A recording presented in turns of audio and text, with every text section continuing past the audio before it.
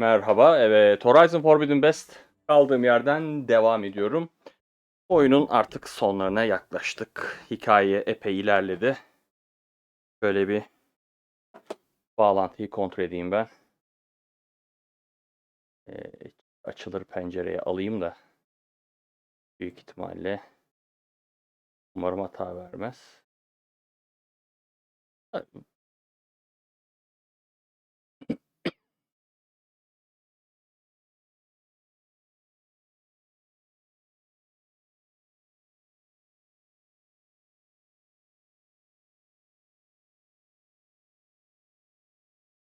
Elimizde ana senaryo kalmıştı oyunla alakalı.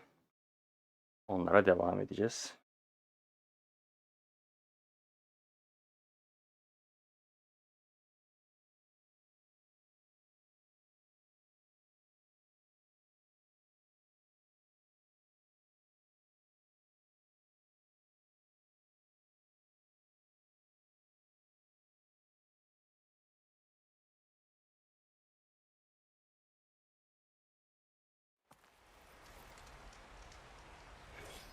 Evet, mekanımıza geldik.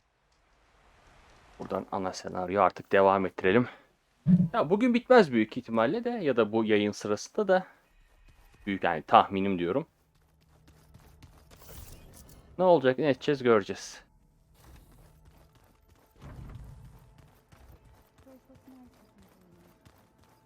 And dirt. Don't forget all that dirt we had to bring in.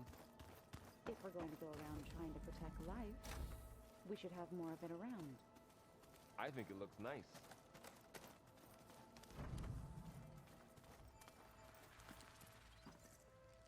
Aloy!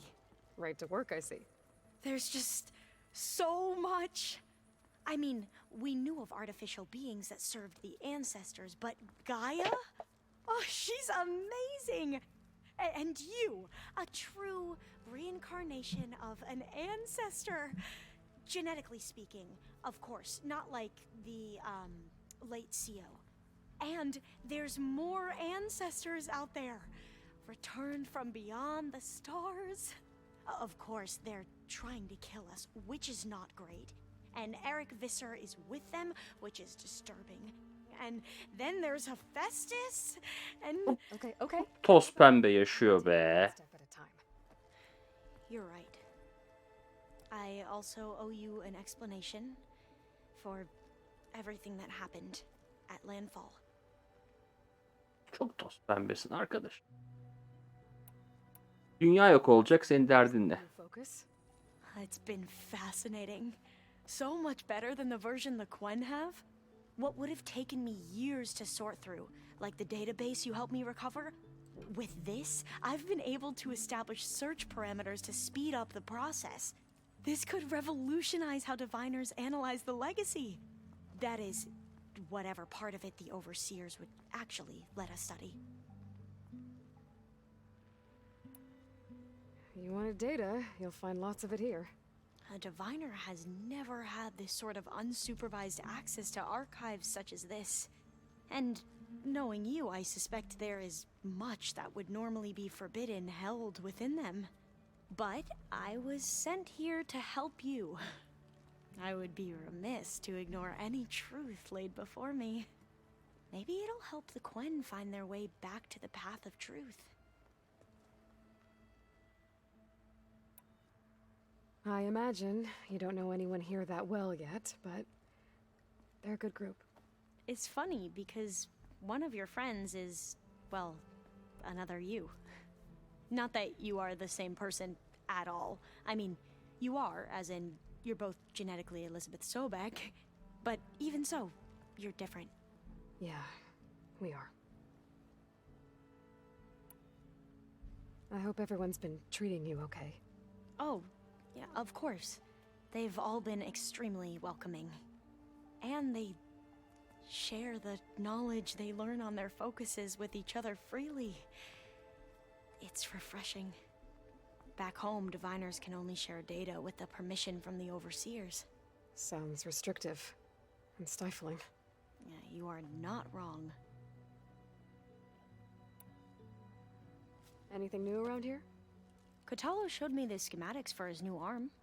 I recall reading about robotic limbs within the legacy, but I never thought I'd see one in action.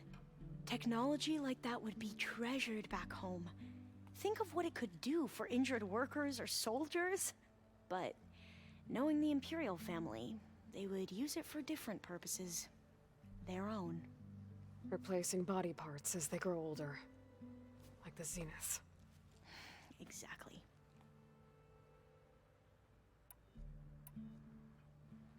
O'dur. Çok fazla bunlar. Zenitlerden giren. You mentioned Eric Visser? How do you know about him? The Zenith who tried to kill you? He is known to the Quen as the Protector. Combing through data related to his work led us to breakthroughs related to weapons and military tactics. Knowledge our rulers used to conquer and expand, to become the empire we are today. That's why he's one of our most revered ancestors. But based on your encounter with him, it appears he's even more ruthless than we ever imagined. Yet another distorted interpretation in the legacy. Well, at least you're piecing together the truth. If only the overseers back home would do the same. Beta mentioned other Zeniths. Tilda, Verbena, and Gerard. I'm afraid I don't know anything about them. Whatever legacy they left behind, the diviners haven't recovered. Seos olandan başlayalım. You said you owed me an explanation for what happened in Thebes. I'm listening. Right. I'll start at the beginning with the CO. He was an Imperial, the Emperor's nephew, in fact. As such, he sponsored many diviners to search the legacy for anything that might help the tribe, and himself. He took a special interest in anything related to Ted Pharaoh, whom we consider the greatest of the ancestors. Ted Pharaoh, revered ancestor. That's tough to take. I know better now, of course. Anyway, the diviners discovered that Pharaoh spent a great deal of time in San Francisco. In fact, many of the most important ancestors did. So the Emperor's nephew convinced him that an expedition across the ocean might solve our most pressing problems. If only we could find the right data in this fabled city.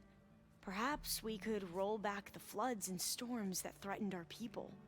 The Emperor declared that all the tribe's resources be poured into this endeavor.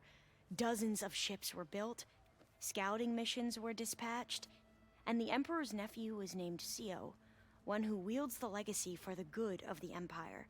The living embodiment of Ted Pharaoh, a renewer.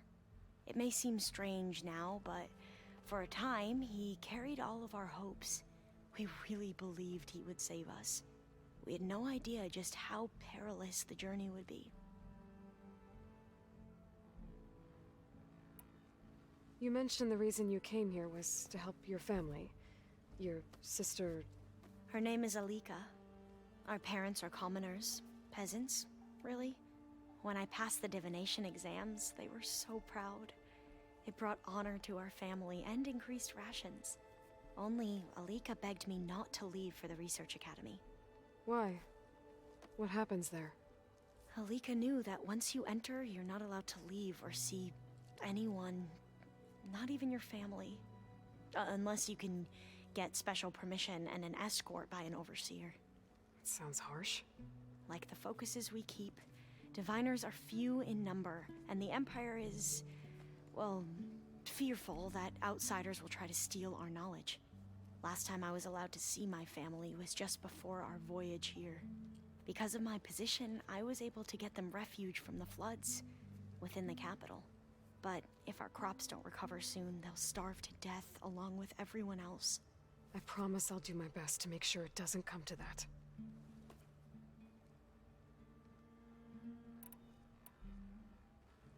The ancestors, is that what your people call the old ones?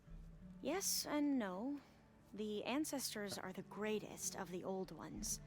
Those whose legacy taught us agriculture, medicine, warfare, leadership, and patronage of the science and arts.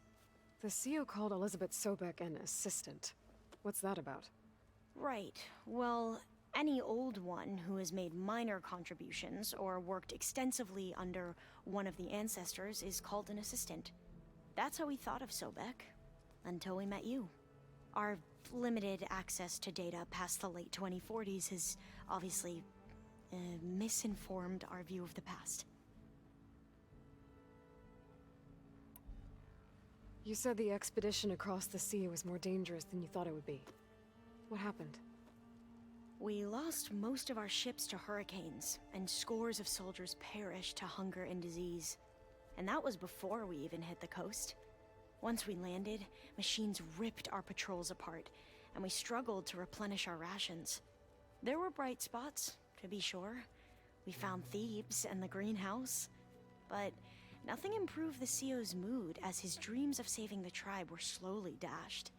He became more and more obsessed with Thebes and what lay behind its door. And more convinced that the title of CEO was no mere honorific. You heard him, spouting nonsense about Pharaoh's essence and some kind of becoming. We knew these weren't the words of a sane man, but he was quick to put any who spoke out in front of a firing squad. What a great guy. The Quen are wrong about many things when it comes to the legacy. I can see that now. But what the CO became was a complete perversion of what principal diviners stand for. The pursuit of truth. I'm sorry you had to endure his madness. I'm just glad it's over. For everyone.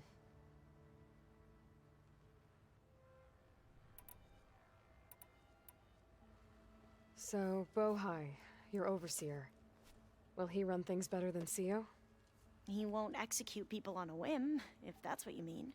But he's hardly a paragon of integrity. I can't tell you how many times he took credit for data in the legacy that I uncovered. The best thing I can say about him is that he can be trusted to always do what's best for him. Yep, sounds about right. Back at the greenhouse, you spoke of knowledge forbidden to your people. Diviners are meant to seek out the truth in the legacy, and many Imperials sponsor them in the hopes they'll find something the Empire can put to use, thus gaining favor with the Emperor. But the Board of Overseers claims certain truths are detrimental to the stability of the Empire, like discovering one of our revered ancestors ended the world. That is why diviners are only allowed to access segments of the legacy. Only overseers can view it all. It ensures that any heretical data can be contained and retrieved before it can spread. What happens to diviners who break the rules? I never had the courage to ask.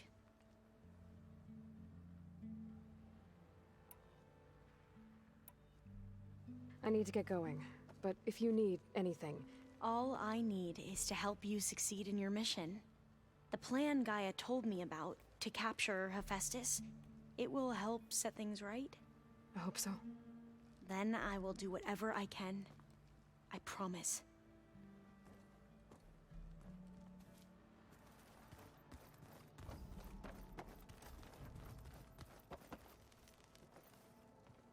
There she is.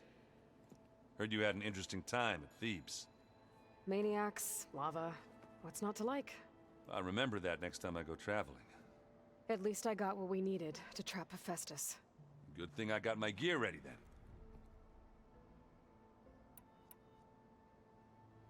You look tired. Ha! You never want to hold back, are you? I've just been making sure that I got everything down for this mission of yours. I wouldn't want to be the usual screw-up out there. You'll do fine, Errant. Have you spoken with Alva yet? Yeah, when she's not reading the archives like a giddy kid drinking her first ale. She took to that new focus quick, that's for sure. I gotta say, I'm a little jealous. But I can see why you two hit it off. What's wrong with your shoulder? Yeah, it hurts a little. Yeah, maybe a lot. What'd you do? Well, I tried to arm wrestle with Cthulhu. Yeah, maybe that wasn't such a great idea. I was just curious to see if that new arm of his was as strong as it looked. Turns out it really is. Allah'ım ya. I should get going. as soon as you want us heading out to those cauldrons. I'll give you the heads up.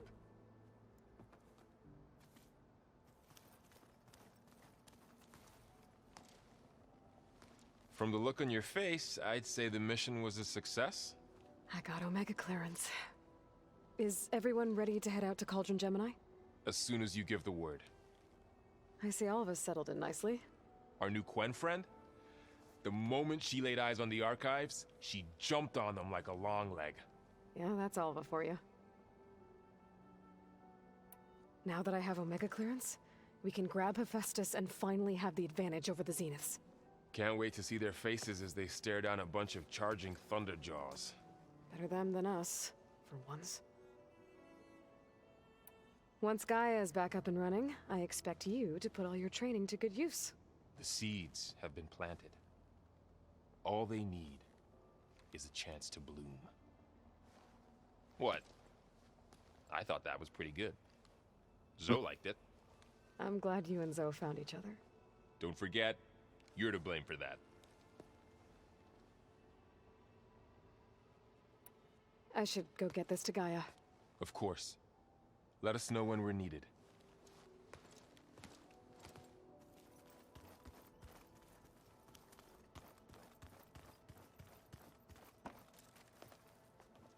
Welcome back. Good to be back. Have you met our new Quen guest yet? I could barely keep up as she gave herself a tour of the base. Varl gave her a new focus. Though when he told her she was free to access all the data we had here, she turned so pale I thought she'd faint on the spot. We showed her to the archive room so she could see for herself. She hasn't left the place since. Sounds like Alva. Read anything interesting lately? I found out the old ones use leaf infusions like the Utaru do. Tea, they call it. Apparently it helped soothe them. That and some sort of scented wax they used to cleanse their aura. Plus something called bubble baths. Me, I think I'll stick to singing to calm the nerves. How are things with everyone? Slightly quieter. Aaron's been busy scouring data on his newest obsession. Apparently the old ones wrestled machines as some kind of performance. Called it metal versus meat. A must-see battle between steel and flesh, as Aaron likes to put it. You'd think we have enough of that going around as it is. I need to get going. Right. You've retrieved the Omega clearance. That means we'll be going after Hephaestus soon. I'll make sure my gear's ready.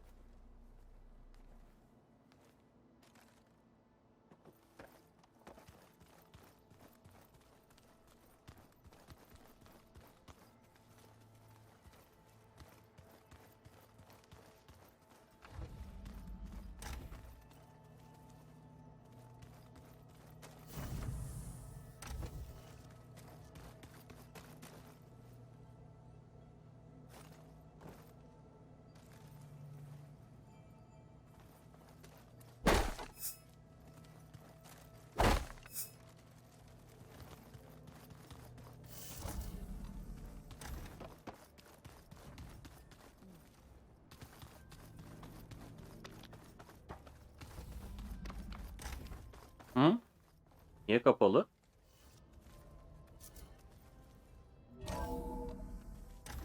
Allah Allah.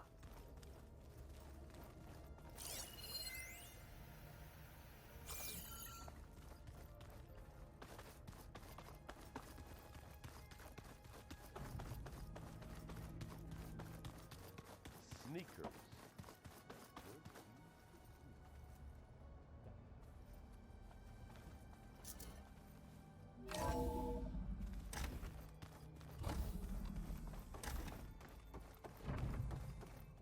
Welcome back.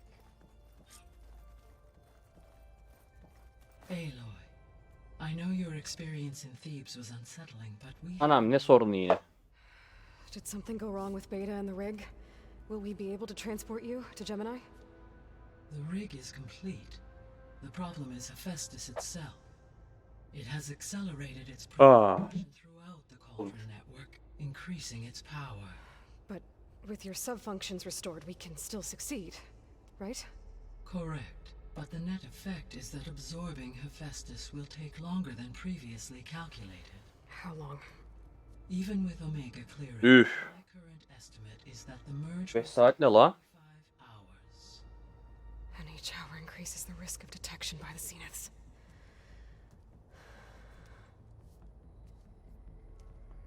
Two cores. 2 overrides.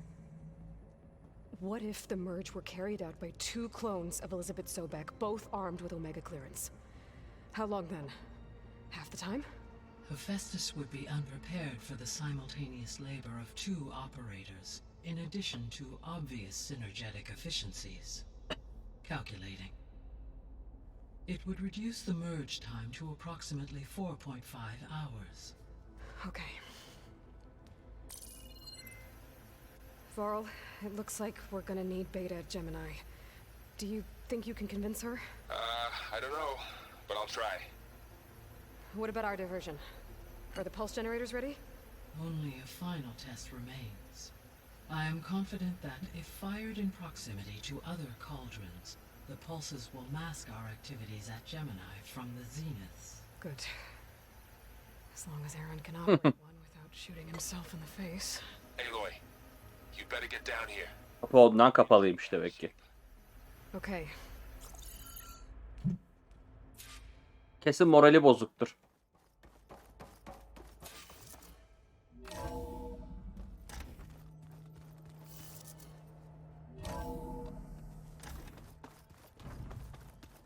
I can read this later. Yetenekleri harcayalım. Ne birik.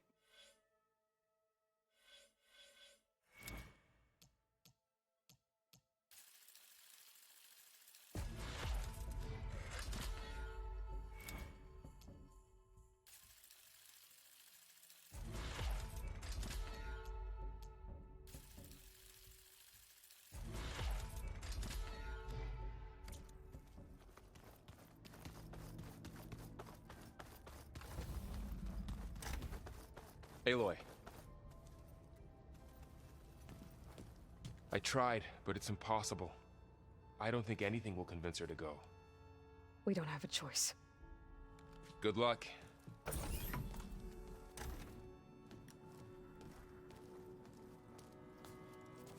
Beta, you have to come with us. It's the only way. It's one mission. The most important one. We need you. Tell me why you won't go. What if they take me back? Alone, in a cell again. Their slave. Forever.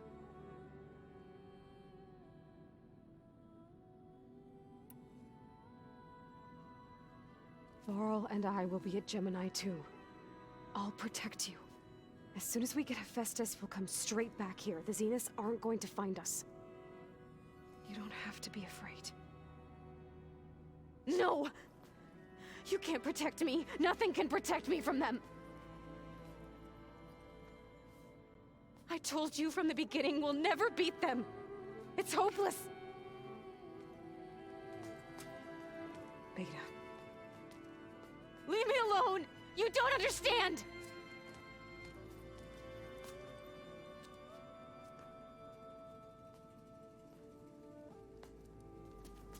You're right.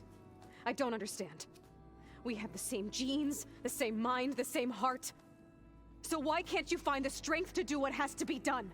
Like Elizabeth would. Don't you think I've thought about that? I don't know what piece of Elizabeth I'm missing. I don't know what you have that I don't. I look through all the data from your focus. You were raised as an outcast, shunned, and isolated just like me, so what's the difference? What's my defect?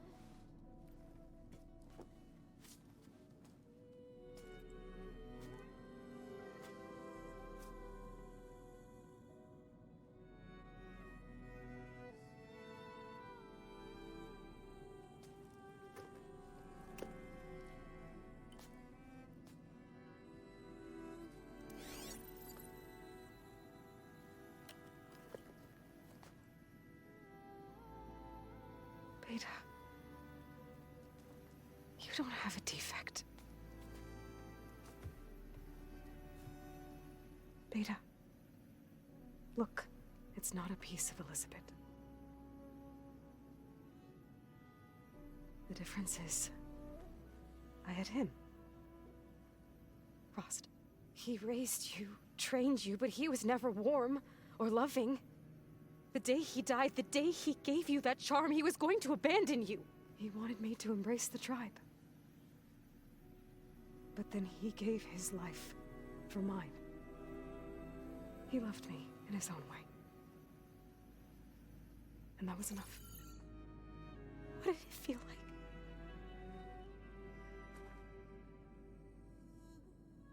It was like having a strength that was always there. It's still there. Even now I hear him in my head when things get bad. When it looks impossible, look deeper. And then fight like you can win.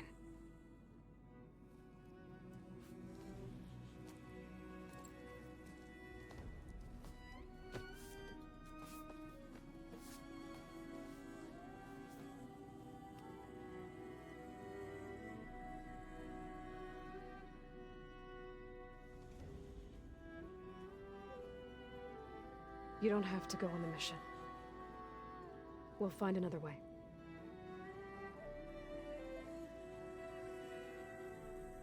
I'll go. You said you'd try to protect me. I believe you.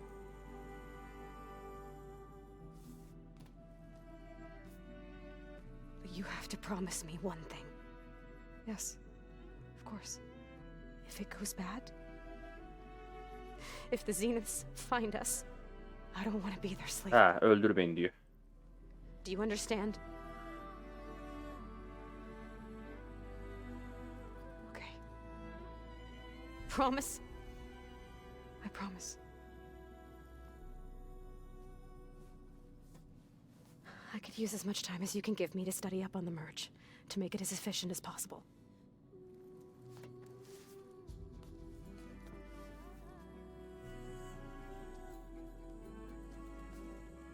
I'll be ready when you are. I swear.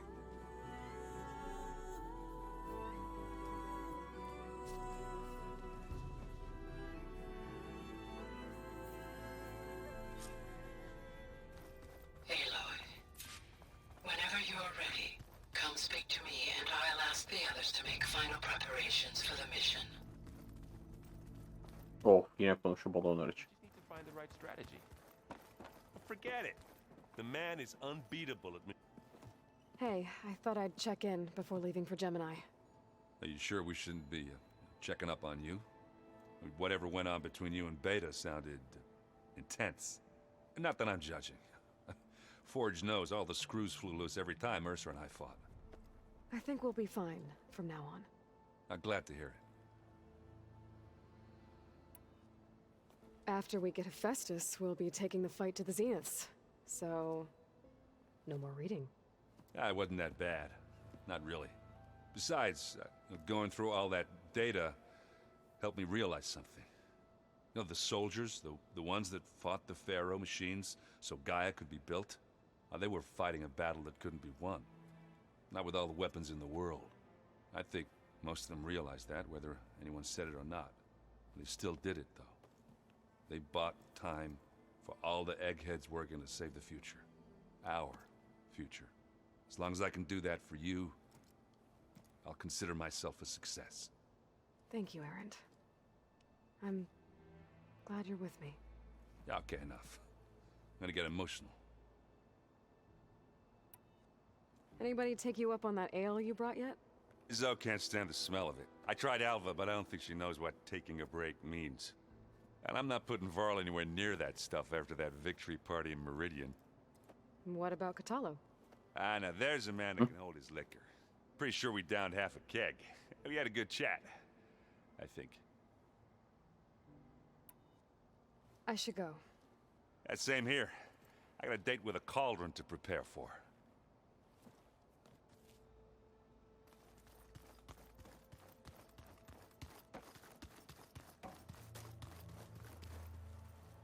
Aloy, are you well?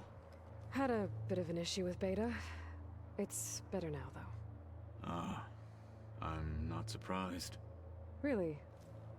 Why not? I once knew a warrior who discovered he had a brother late in life. It was deeply uncomfortable for him. Did he ever get over it? In time.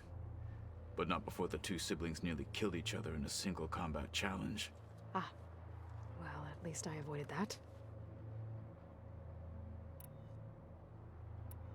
I bet people are curious about that new arm of yours.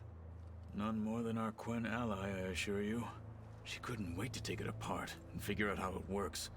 I gave her the data I used to build the thing, hoping that would satisfy her curiosity instead. Good luck with that. Think you're ready to put all your training to the test? I am Tenakth. I am always ready. You nervous about the mission ahead?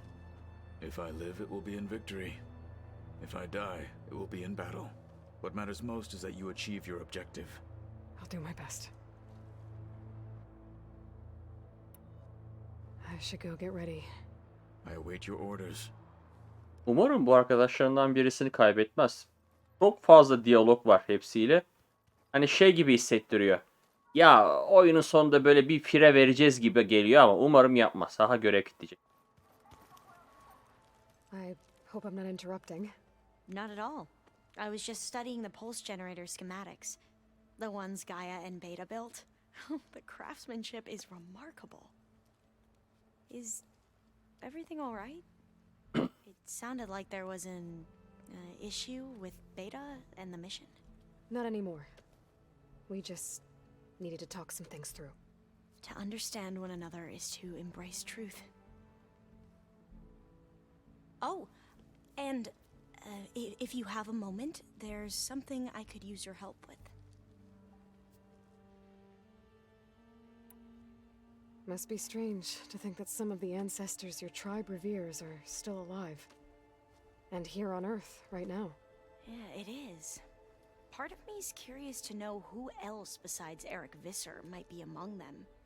Maybe Nikita Arand? We call her the Spark. The legacy tells us she brought unlimited energy to the old ones. Or Sung Jiao, whom we call the Healer. It is said she found new ways to extend the ancestors' lifespans. But my curiosity fades when I think of how different our view of Visser was compared to the reality that you experienced. Perhaps it is better not to know.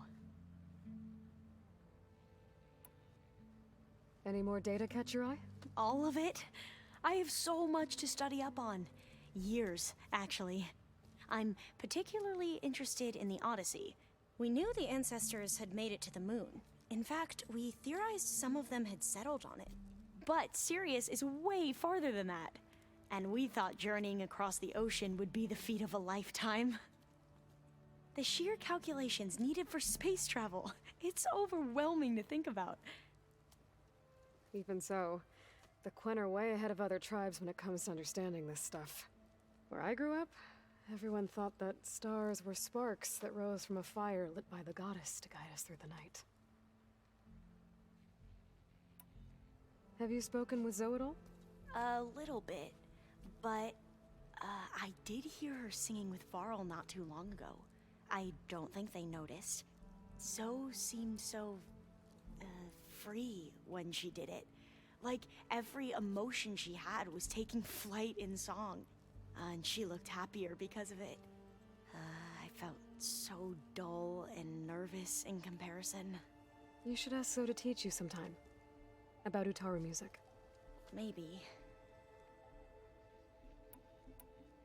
If you need anything before heading out to the cauldrons. You have nothing to worry about. Gaia's explained your plan in detail, as expected from such an efficient AI. I've even received some very, succinct combat advice from Kotalo. You know, in case the Zeniths show up. What kind of advice? He, told me to run. For now. We'll even the odds soon enough. Mantıklı demiş. Kaç. You mentioned there was something you needed help with? Yes. So, as I was sifting through data from the greenhouse, I found references to an old world system back in the Great Delta. It's called Leviathan. My people discovered it decades ago.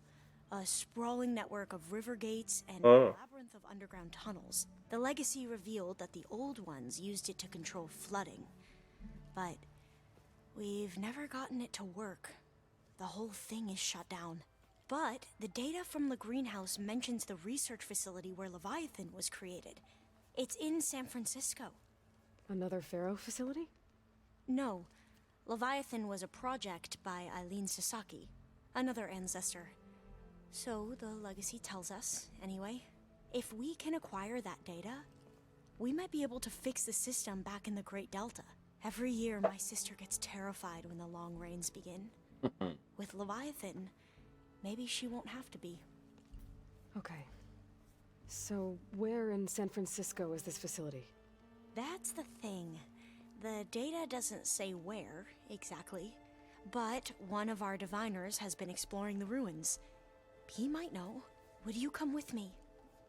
I have a feeling that wherever this facility is, well, you're much better at fighting machines than I am. Of course. I'll let you know when I'm in landfall. Yan görev kitlediler. Yaparız. I should go. Make sure you talk to Gaia if you have any questions about the pulse generators. May your path lead to truth.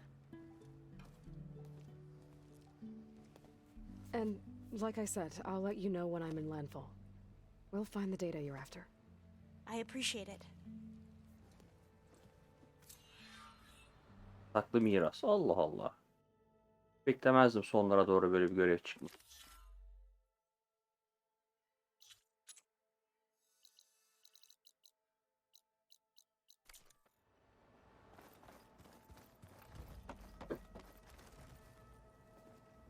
Hey, we'll be going after Hephaestus soon. You good with the plan? I've already got the location of my assigned cauldron. Good. I heard you and Beta had a talk. News travels fast. It wasn't exactly a quiet conversation. There were just things that needed to be said. A healthy crop to those who clear the weeds between them, as the Utaru say.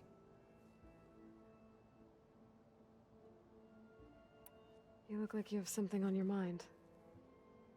We're going to war soon. And war is something I promised myself I'd left behind in the Red Raids. But the more of your data I go through, every voice I hear, every word I read from our ancient past, it makes me realize just how much life was given so that ours could flourish. Fighting for that gift, it's our responsibility. If we fail, it was all for naught. Helps to know you're not alone. For a moment there, you sounded like Varl. I don't know what you're talking about.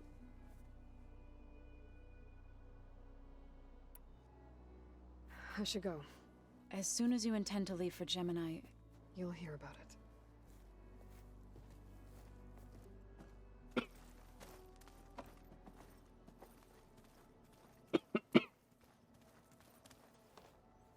Aloy, everything okay with you and Beta? It sounded like you guys had a, lively conversation. We just had a lot to talk about. Does this mean she's coming with us to Gemini? It does. I hope you're ready to rein in the most stubborn AI of all time. That's what all this was for, wasn't it? Hephaestus won't go down quietly. Hephaestus is just a program that's lost its way. We are fighting for our survival. I can always call upon the goddess if you're nervous. Funny.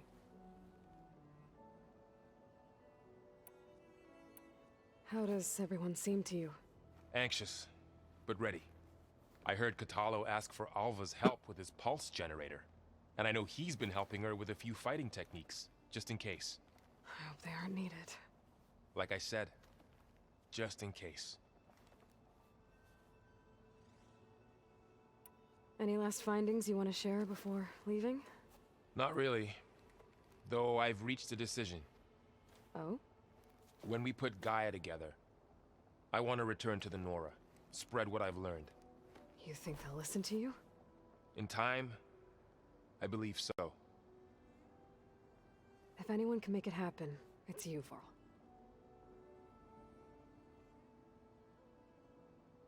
What will you and Zoe do if you go back to the Embrace? I hope she'll come with me. At least for a while. And I'll go with her to Plainsong too. She'll probably want to talk to her people about all this as well. We'll figure it out. I know you will. I hope firing off those pulse generators will be enough to distract the Zeniths. It'll work. It has to. Always optimistic, huh? Nah, just stubborn. It's a good quality to have when dealing with you. Yeah, right. You were right, you know, about keeping Rost's memories buried. I guess part of me thought he was holding me back, because he wanted me to be a Nora. But the truth is, he gave me a lot. And I took him for granted. He was a good man. He raised you well. I'm glad you're coming with me, Varl. Sure there's no urge to run off alone in there somewhere? No more running.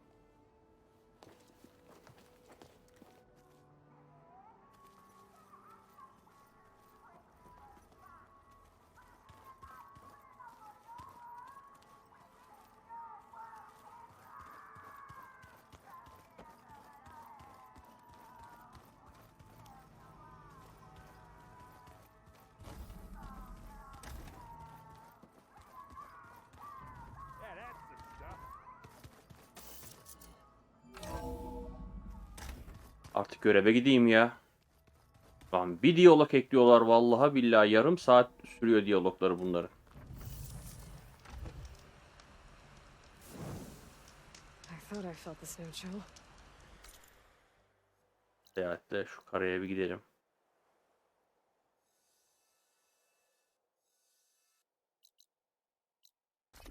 Görevimizi yapalım ama. Sen görev.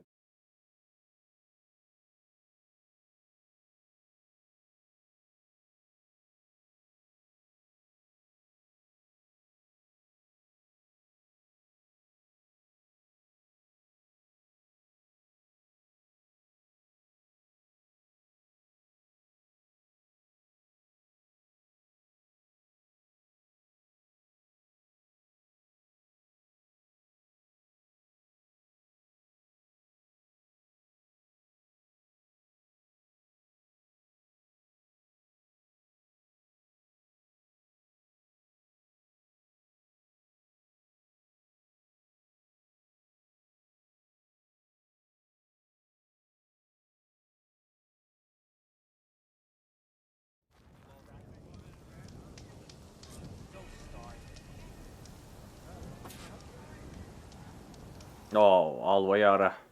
Hey, Alva, Lan aramasaydık, görev çıktı orada. can you meet me here? I'll be there as soon as I can. Son anda fark ettim ya.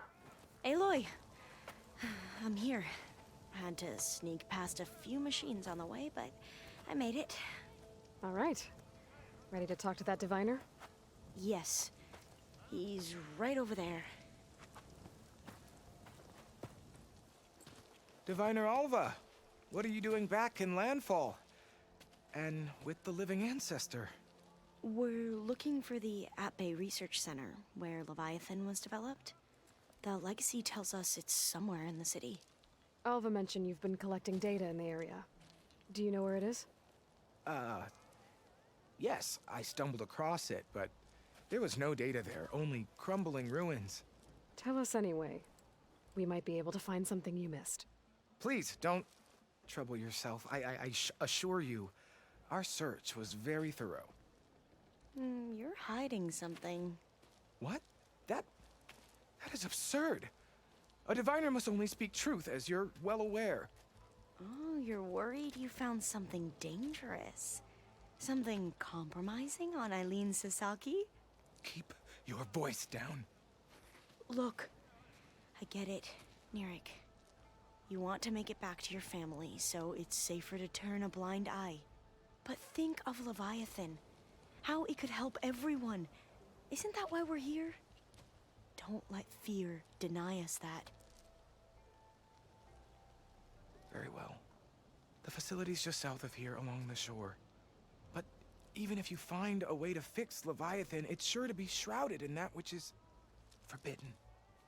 Too often the truth is forbidden.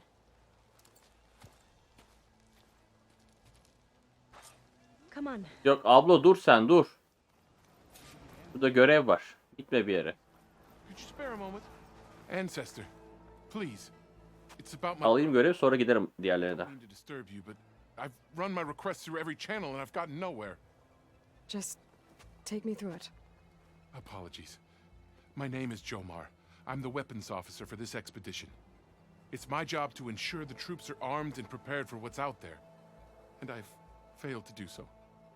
My younger brother, Oris, his unit was sent to scout the tower on the northern side of the island. They should have returned by now. The Overseer has denied my request for a search party, and defying him would mean dismissal. Or worse. You think they might be alive? Oris has been obsessed with San Francisco ever since I can remember. He jumped at the chance to join this expedition. I have to believe that fate isn't cruel enough to make this place his tomb. If you help me, I'll get you access to any weapon in my stock. If I make my way up north, I'll look for your brother. Thank you. Tamam If tamam. it helps, my brother carried an ancestral relic with him. I believe your focus might be able to pick it up. What kind of relic? A small metal piece dangling from a chain with a hologram of San Francisco, which is why my brother always had it with him. The diviners speculated it was some kind of beacon, inviting the ancestors to visit the city. Speculated. So there was data on it they couldn't read. It was deemed lost knowledge. If my brother truly is gone, could you maybe bring the relic back for me? It meant so much to Oris. I'd like to keep it safe. For him. Of course.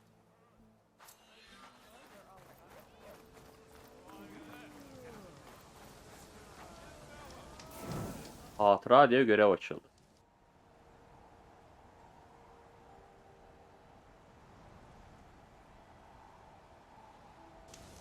Oyun save'lerken bak böyle bir diyor ki ben bir gideyim diyor save dosyası.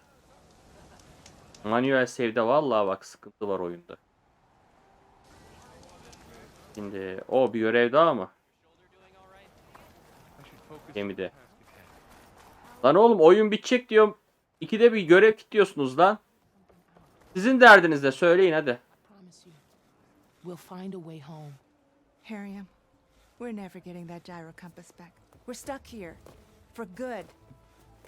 The ancestor reborn. May we be led to truth. Just, Aloy, what's this I hear about you never going back home? Our navigational ships. They're all gone. Destroyed by storms and reefs, and with them the one instrument we need to guide us across the ocean. There is one ship that might still hold a working gyro compass. But it's beyond our reach, beached on an island surrounded by deadly currents. No compass, no way home, no way back to those we should have never left behind in the first place. Christia.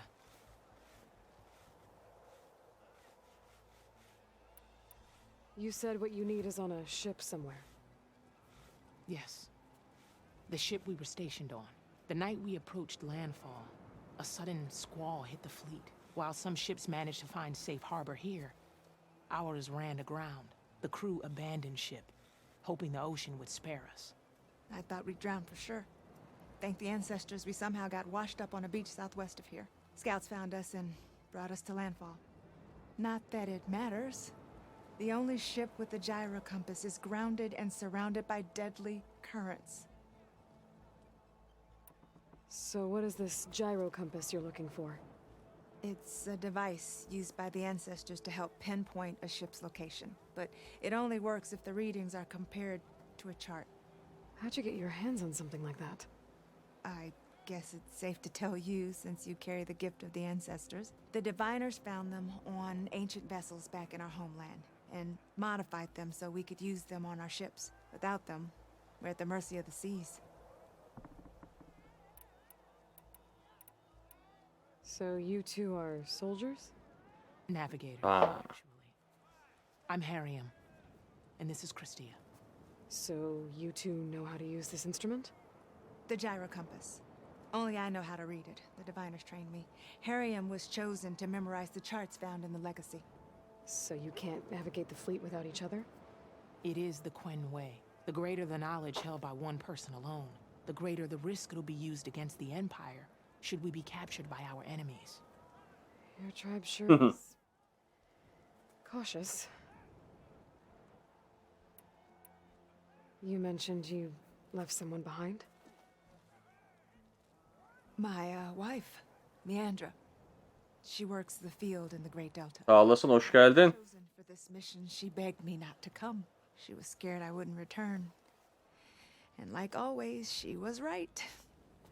I left without saying goodbye, and now I won't ever see her again. Aylar karışıyor lan. Oyun bitecek diyorum, yan görev çıkıyor. Not unless you can fly. I can't do that. But if I İyi find- diye emin olalım ya. Dedim az biraz açayım da oyun oynayayım dedim. Bitsin diye de bitmiyor oyun. Maybe she really can help. Bitecek diye sona geldim sanıyorum. Görev fışkırıyor. Yet, but I thank you. Ben oyun yapmış adamlar ya. Son göreve gitmeden önce 3 tane yan görev çıktı. Ha, yapılmayabilir ama Get to that ship. At least not. yine de niye yapmayayım yani? En azından diyorum yapıp da devam edeyim. Oyunda çünkü 87-88 saate geldim. Bak daha da kitli görevler var yapılmayı bekleyen. Git orada askerleri ara.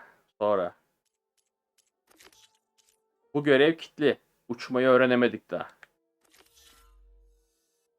Bu ne göreviymiş ha? Tamam.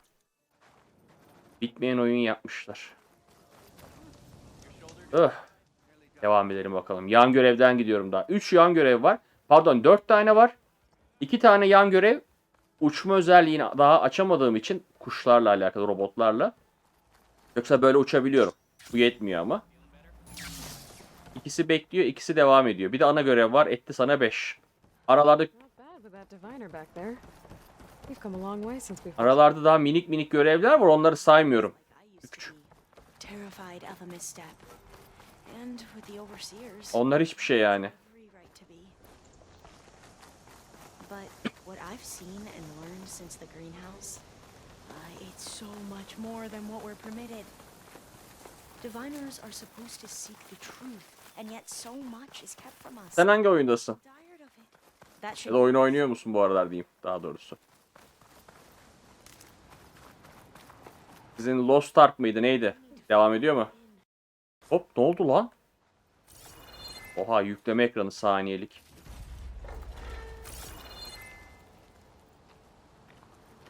Bu arada San Francisco'dayım şu anda. Oyunun 1000 yıl önceki San Francisco'nun gökdelenleri. Up here. Well, Nirik wasn't lying about crumbling ruins, at least. Let's look around. Bakalım şu bitsin ben de ara vereceğim ya. Allah! Why is the ground shaking? That's not good, whatever it is. Ne geliyor? Burası... Whoa, that thing is huge. We'll have to take it out if we want to find that data. Hadi be! Okay. I'm with you.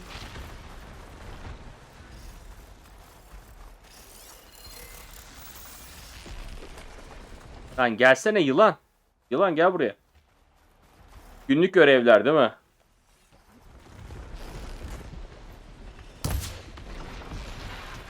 Ya vallahi ben şunu bitireyim bir.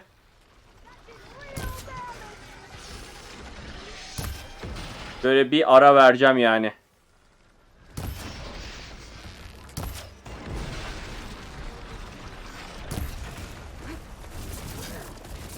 Oha oha oha.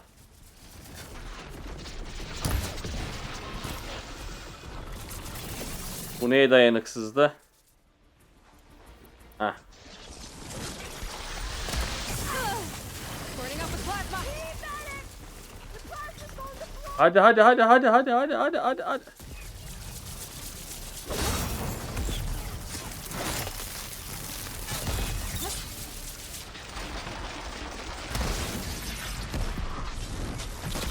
Fena koydu be. Kaç kaç kaç kaç kaç kaç kaç.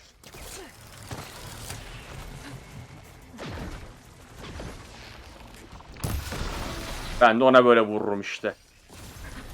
Down it goes. Get going. Whew. Well, I'm gonna have nightmares. Yo, ben zaten We should be able to look around for that data now. bunun dışında futbol menajer oynuyorum. Kafa dağıtıyor bende. Menajerlik oyunu severim. Eskiden gelen bir alışkanlık. Ama şu bitsin. Öyle büyük oyun girmem. Yani epey bir süre girmem yani. Don't think I can manage that. Ha, kendim takılırım en azından. Kıyıda köşede. Hem de büyük oyunlar var ya oynayacak da. Abla nereye gidiyoruz?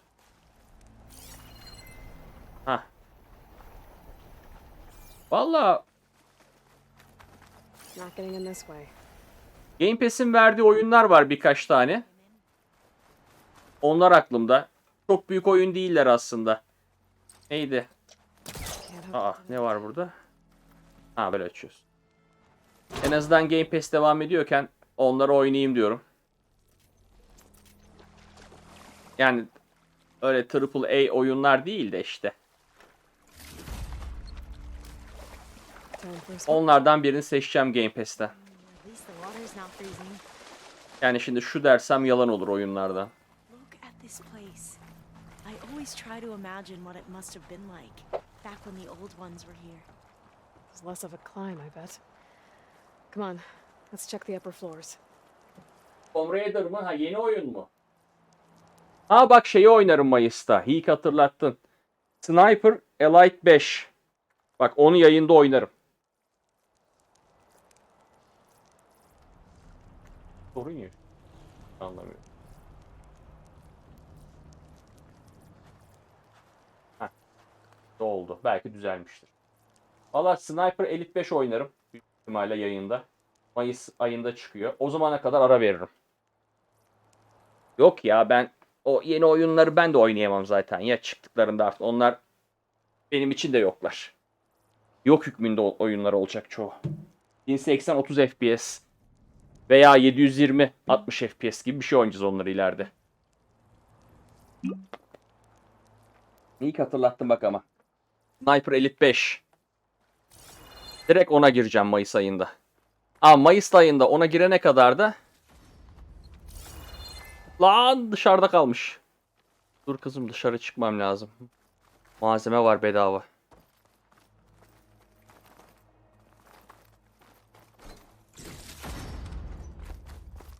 Ya 3050 öyle de 3060'lar iniyor.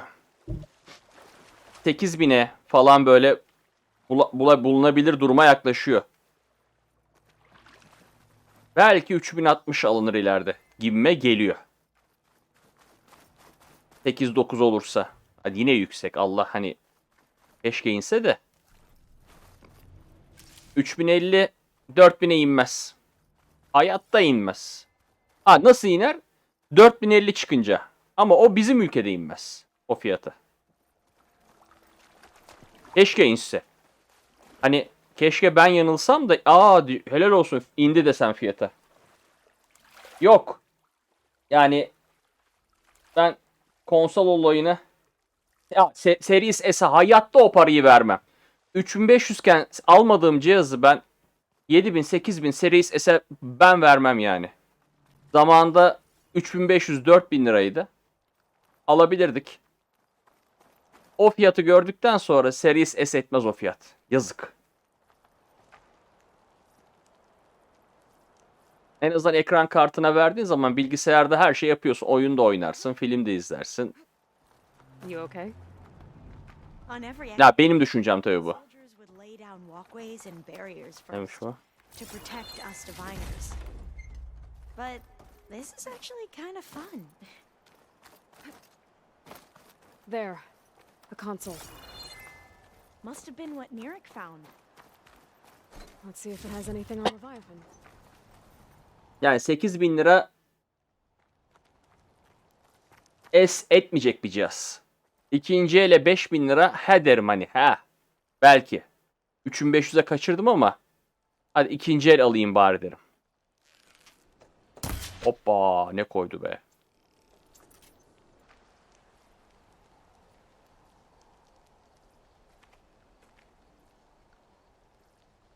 Ben hep kolla oynarım ki bilgisayarda. Hiç ben klavyeyi uzun yıllar önce bıraktım. Bilgisayarda Rainbow Six oynarken bile şey bağlıyorum. Xbox kolu bağlıyorum ben. Evde duruyor işte. Kontrol cihazı rahatlıktır ya bilgisayarda. Klavyeyle zor. Oyun oynarken yaslanacaksın arkana rahat rahat. İçeceksin çayını. When you look at the reports, 3,000 exhibiting symptoms. Over 400 dead.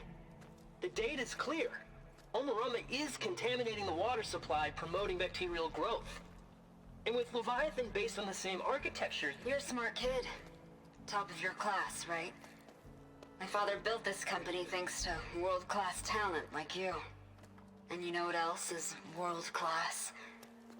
Our legal team. So unless you want to spend the rest of your career in some dead-end, underfunded public research institute, you'll delete that database and forward all data on Leviathan to my office. Yes, ma'am. That was her. The ancestor. Hepsi hainmiş. Sasaki.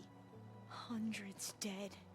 And she knew their system was to blame, but she had the truth erased. Were all the ancestors like this? Selfish, ruthless, immoral? And yet we hold them up as paragons of enlightenment and virtue. Given what we've Paran oldu mu olur o dediğinden. Paran yoksa olmaz. Let's not give up just yet. Bu aralar uğraşmıyorum hiç. Before that the old ones use Leviathan to control flooding, which means it probably worked. We'll know more when we find the data on it. The recording mentioned a copy was sent to Eileen's office. To their corporate headquarters.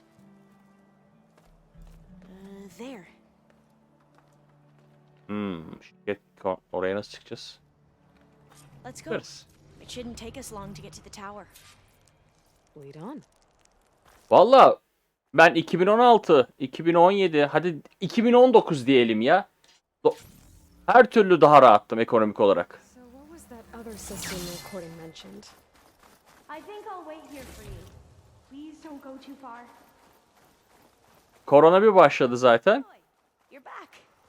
We still have. Ondan sonra her şey bitti. What were you saying before, Aloy? So what was that other system recording mentioned? Omuramba?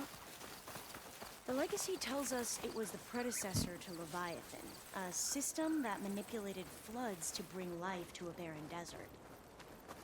Quinn seemed to know a Ben lot nasıl about this. çıktım lan buraya? Diviner spent years trying to figure out how to restore Leviathan. We found a Entrance is lot of blocked. data on Eileen's Gonna have to Sasaki find in the another way in. process. The soldiers built a path on the nearby ruin. Might be able to cross over from there. Lead the way.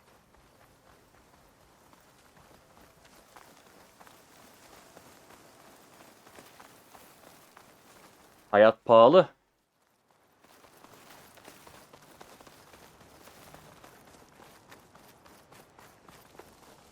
Abla nasıl zıpladı?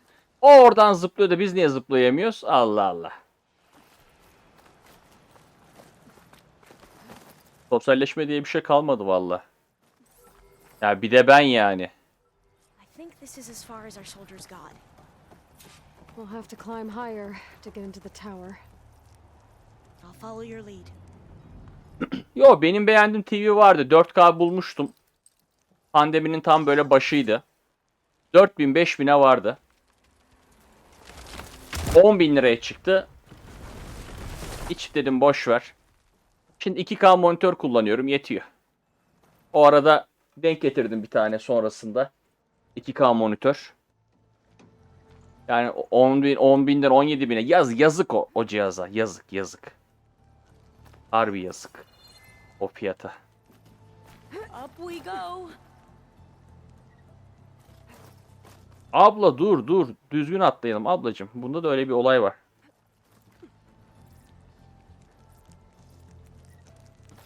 Yo ben Türk firmalarından hani bilinenle gidip bir tanesini hiç almam. Onu söyleyeyim. I don't think I'll be able to follow you there. Bir tanesini hiç almam. Onda dürüst olayım. Sonra söylerim sana.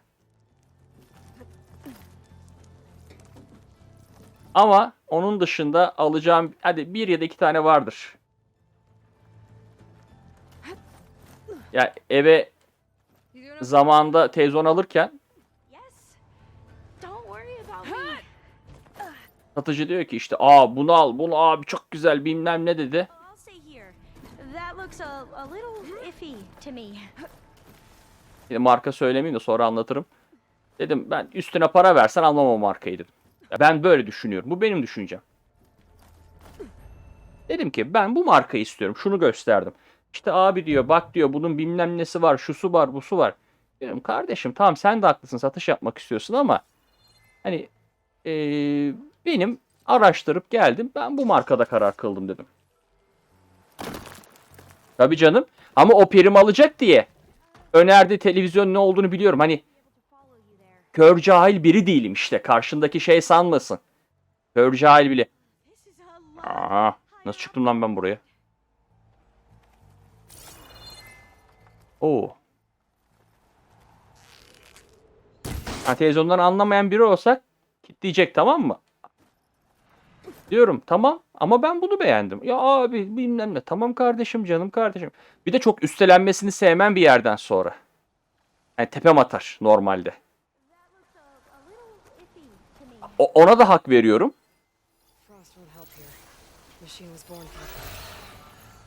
Kızamıyorum. Hak veriyorum tabii ki o kişiye de. Ama çok üstelenmeye geldi mi? Der yeter der çıkar giderim ben yani.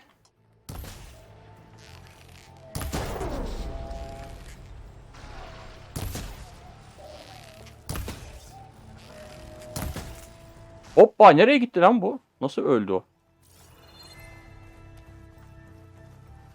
Anladı zaten benim gözlerden. Dedi ki bu adam gidecek artık. Israr etmeyeyim.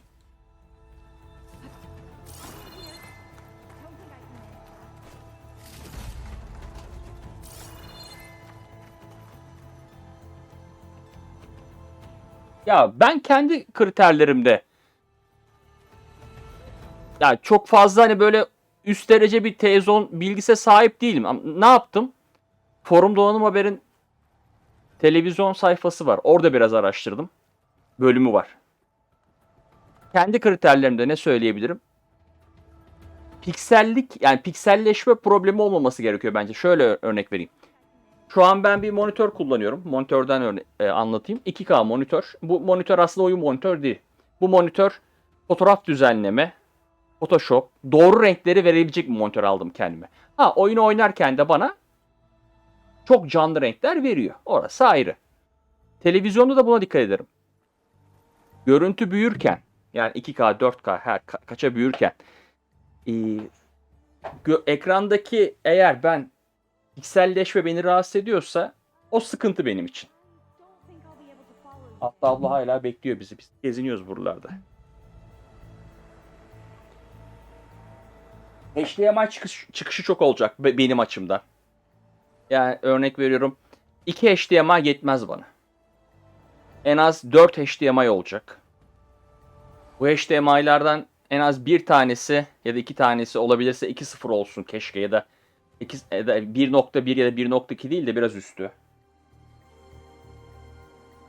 Ya tabii canım sen 4K oldu mu HDR olacak sende. Bende 55 mi ne var şu an bir tane evde. Ben salona aldım. Evdeki de işte bizim eve. Bir 55 bende var.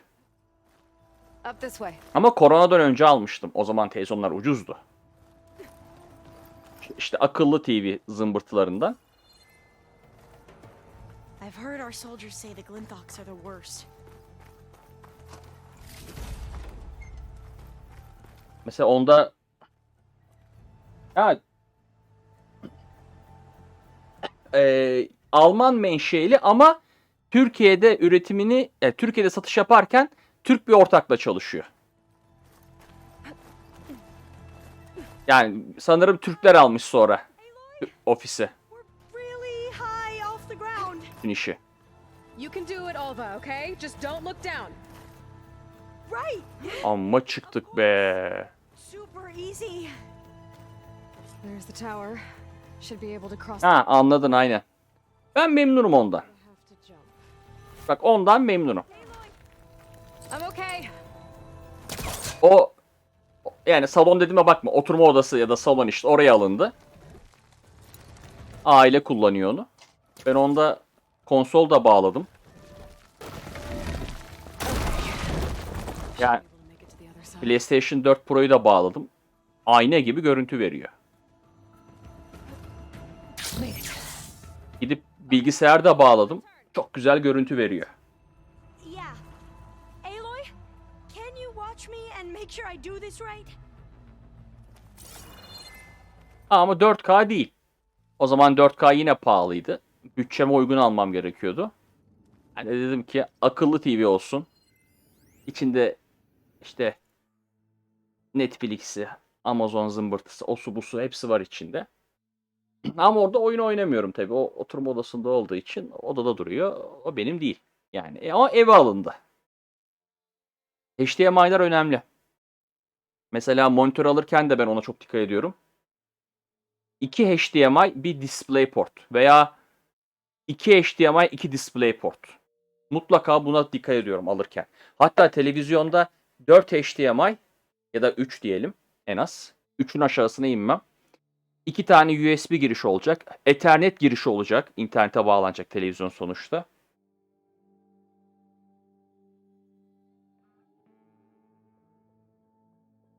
Yok öyle deme ya. İyi yapmışsın yine. Şimdi bak bende çift monitör var. Chat'i kontrol ettiğim ekran bu tarafta. 1080-75 Hz yetiyor. Normal günlük kullanım. Bu benim Photoshop, fotoğraf düzenleme ya da görsel tasarım diyelim. Oyun değil önceliği bu monitörün. 2K 75 Hz. Ama gidip ben bunda Cyberpunk da açtım. Süper. RDR2 de denedim. Çok güzel çalışıyor. Şimdi Horizon oynuyorum. Çok güzel çalışıyor. Sen şimdi hemen alma. Ama 1080p 75 Hz ya kötü değil ya. Yetiyor oynarsın. Ama tabii insan gönül ister ki ilk alırken keşke 2K 4K alsaydık. Ha ben abla hala orada takılıyor ya. Better make sure Oliver makes it across before I take a look at this. Burası neresi? Keşke Come on, Oliver. You can do it. 4K televizyon alsaymışım zamanında. Yani 4000 liraya buldum, almadım. Koronanın başlangıcında. Hadi be. Oliver! Of. Öldü mü lan? Ölmedi. Tüh. Heh. Wow! That would have been a long way to fall.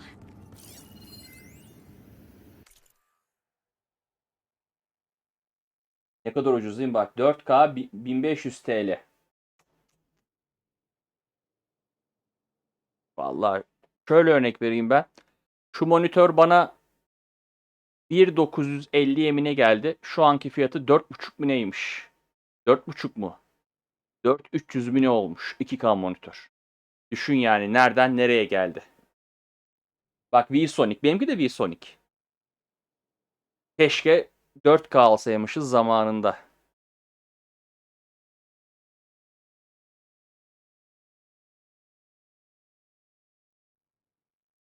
Aldığını 1000 liraya mı almıştın sen? Yok. Yine güzel almışsın, iyi vermişsin. Ben 800 liraya 1080p aldım. YouTube kanalında incelediğim monitörlerden zaten 75 Hz. İşte bunu da koronanın ortasında aldım. Böyle bir günlük bir indirim denk geldim. 2 günlük. Lan dedim bu monitör güzel. Ben zaten fotoğraf işiyle uğraştığım için dedim bana fotoğraf düzenleme falan hani bu tarz işlerde tam doğru rengi vermesi lazım bana monitörün. Bunu alayım. Baktım oyun da oynanıyormuş. Süper. Bak sen aldın dolar 3.5. Ben dolar 3.5 iken ne geziyordum be. All doors locked. You sure you're okay? Yeah. No, I'm fine. Let's keep going. Dolar 3.5. Hadi olsun 5.5 olsun. Geziyordum ama harbi geziyordum. Pasaport yatıyor şu anda evde. Maybe there's data around here that can help with the door? Yine pasaport duruyor. Tozlandı kaldı.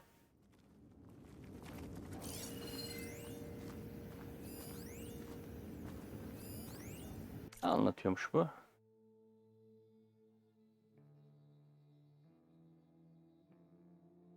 Ha, şifreniz sıfırlandı diyor. Yani 3 tane sıfır falan mı lan? Don't think that's it. Bence de değildir. O kadar salak değiller yani. Bir tane sıfır koyarlar mı lan? Ya 5 tane sıfırı.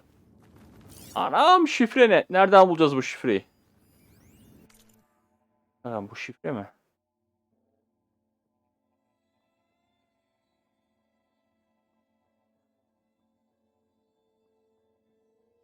Hmm.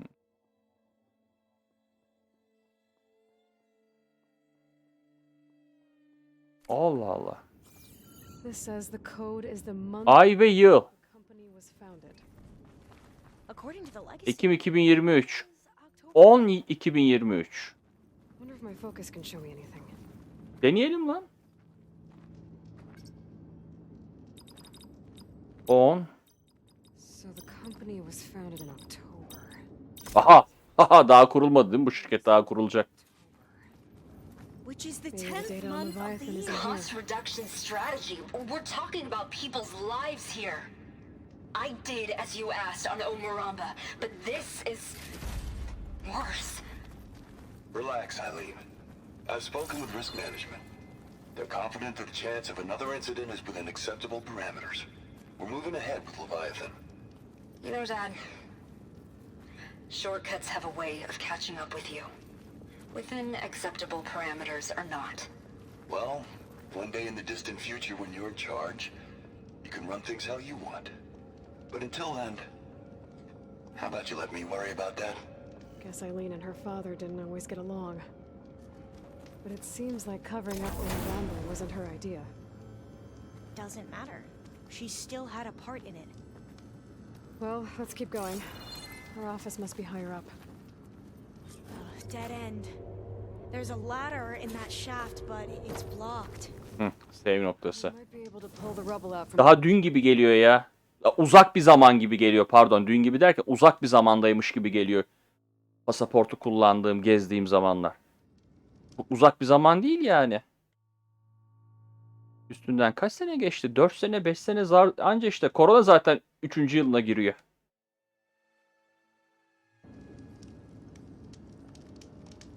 Vallahi tozlandı, bekliyor. Çekmecede, dolapta.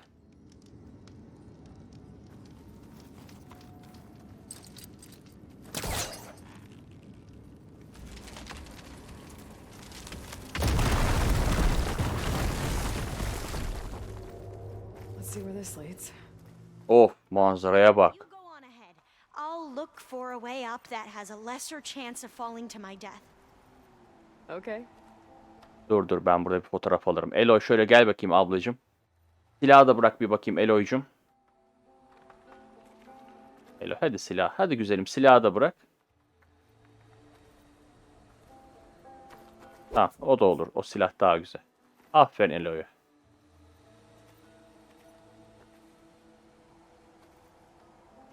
Eloy bir kameraya bak güzelim hadi.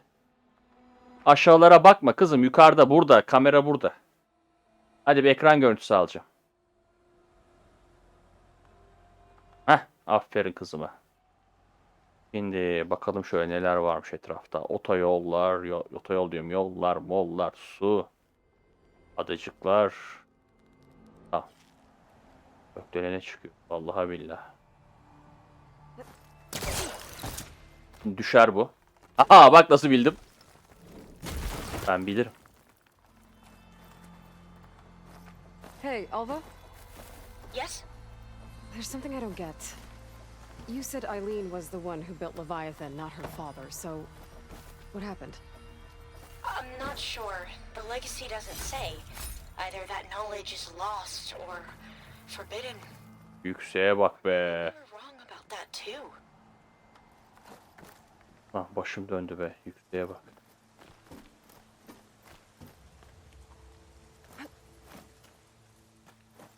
Hoppa.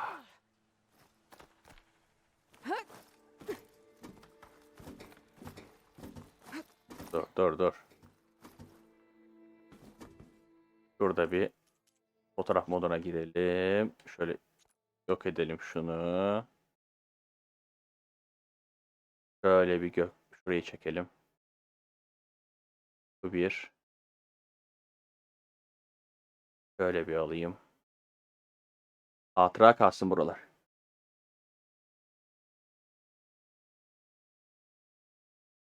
Allah. O yine iyi durumda ya. Ya o iyi haliymiş. O yine sabit duruyor da her şey zamlanıyor onun karşısında.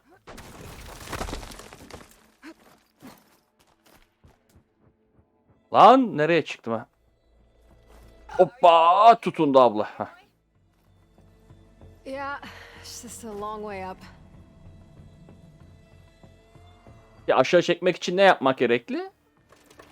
Müdahale. Ne gerek var? Demek böyle iyiymiş. Tabii bana göre iyi değil. Almak istediğim ekran kartını alamıyorum da. Lan nereye atlayacağım? Ha. Ya da almak... Eloy. Güzelim. Eloy'um benim. Güzelim benim. Niye atladın aşağı?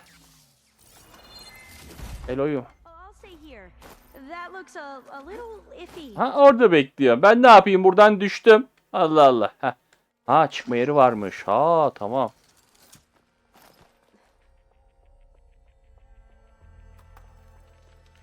Teknoloji aleti unut. Zaten ben unuttum. Ben akşam yemeğimi yedim diye mutlu olmaya başladım. Şey modundayım. Hadi şükür bugün de doyduk. Lan nereye atlayacağım ben? Heh.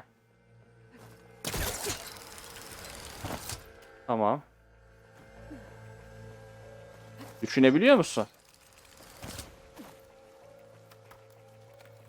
Ya gözünü seveyim bak. Gittim şey derlerdi. Avrupalı biberi, patlıcanı, domatesi taneyle alıyor derlerdi. Ya yemin ediyorum gittim baktım 2 tane patlıcan mı? 3 patlıcan, işte 2 domates. İnternette de fotoğraflarını gördüm. Abla nasıl atlayayım ben buraya? Ben burada mahsur kaldım. Ha şuraymış. 2 patlıcan 9,5 lira. 3 domates. Ne kadardı? 7,5 lira mı? Öyle bir fiyat gördüm.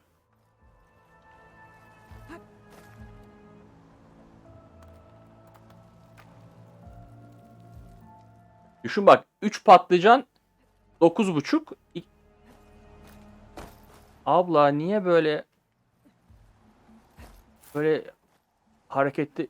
Orada oyunda kötü yanı söyleyeyim. Tam karşısına gelip atlamazsan tutunmuyor. Düşün bak. Yabancı adamlar şey yapardı. Ben kendi gözümle gördüm. Giderdi. Ama parası olduğu halde ziyan olmasın diye almazdı yabancı. Bir de o var. Karpuzu yarım alırdı. Kavunu yarım alırdı. Gerek yok derdi adam ya. Adamın ihtiyacı yoktu öyle almaya. Bekar yaşıyor. Niye kocaman karpuz alayım derdi. Ama biz şimdi istesek de o olmuyor. Tamam. Kızım hadi. Dur. Ha, niye? Niye platform öğeleri böyle? Dur. Tamam çık.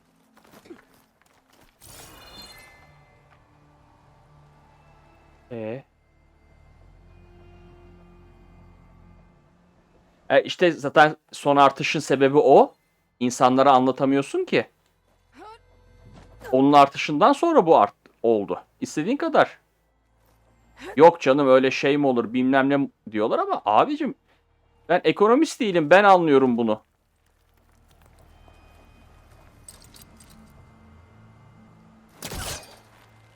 Bak diyorum ya 2-3 patlıcan 9 TL.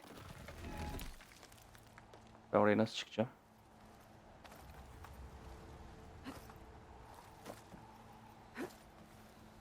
E. 2 domates 7,5 TL.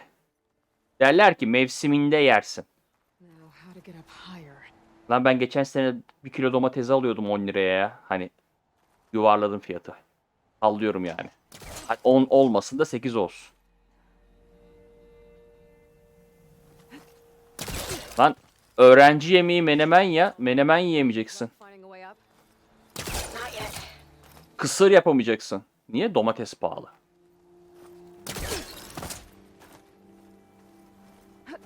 Lan ne çıktık be. Ne çıktık be.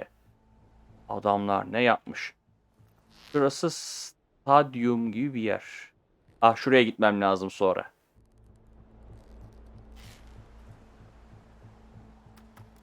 Öyle. Bak ben kendi gözümle gördüğüm örnek vereyim sana.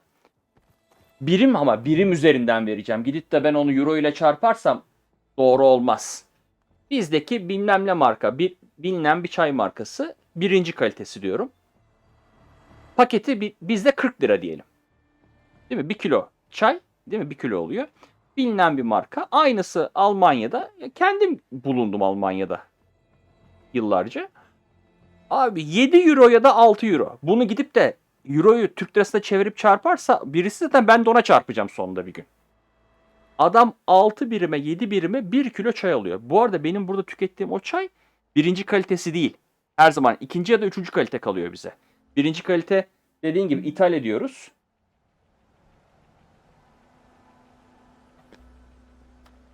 Ben kendi gözümle gördüm. Yani deseler ki ya oğlum onlar da zorlanıyor. Lan o Allah rızası için ya ne kadar zorlanabilirler. Ciddiyim bak 6 euro ya da 7 euro. 1 kilo bizim çok bildiğimiz bilinen bir yerli marka çay ya. 1 kilo. 40 lira veriyoruz biz o çaya. 30 lira veriyoruz belki bir kilosuna. Türkiye'den giden ya da Türkiye'de bilinen bir et markası. Sen kilosunu benim gittiğim senelerde 60 lira falan da o etin kilosu. Et türevi birinci kalite ya da ikinci kalite et. Adam orada o eti 9 euroya yiyor. 10 euroya yiyor. Abi ama onu çarpıyorsun işte bir şeyle. Bak bu da böyle çarpacaksın ona da al sana euro diyeceksin. Tabii canım ince belli bardakta anca 5 liraya çay içersin bir bardak. Adam gidiyor orada bunu bir güzel böyle. Ya markete girdim ya. Yıl 2017. Çok eski değil. 5 sene önce. Cebinde 20 euro ile yemin ediyorum. Ben böyleyim. Cips al, bilmem ne al, onu al, bunu al. Böyle bir nasıl diyeyim? Çantayı doldurdum. Akrabalar. Lan diyorum. Daha var benim bir 5 eurom daha var lan yanımda. Abur cubur alıyorum ama yine yenecek güzel şeyler de kahvaltılık falan. Lan dedim daha var alacağım. Para arttı. Ya şimdi de tamam onlar da gidip o çayı 6 euroya almıyordur ama enflasyon gelmiş ya 7 euroya alıyordur. 7,5 euroya alıyordur. Yine 6 eurodan 60 euroya çıkmadı adamlar. Bunu anlatamadığımız için insanlara Atbau Global Infrastructure.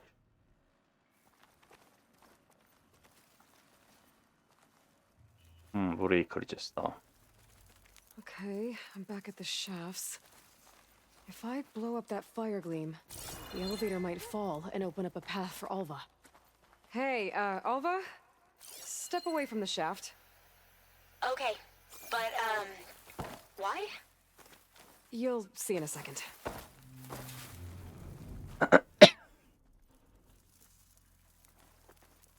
Valla en kötü çay işte 2,5 liraya da var burada ama artık içinde karbonat var mıdır yok mudur bilemiyorsun. O çay mıdır? Aha düştü. Oh, I can reach the ladder now. Be right up, Aloy. Looks like there's another floor above. Might be Eileen's office. Okay, I'll meet you up there. Bir de ben çay seven insanım. Kendim oturup bir demlik çay içerim. Hani hava atmak için değil yani. Severim. Çay seven biriyim yani. Hop, abla benden önce vardı.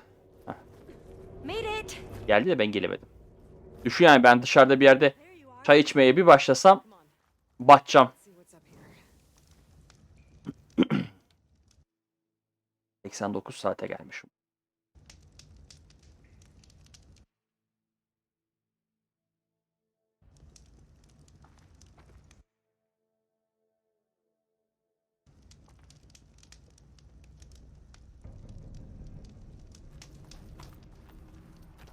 Ya Another locked door.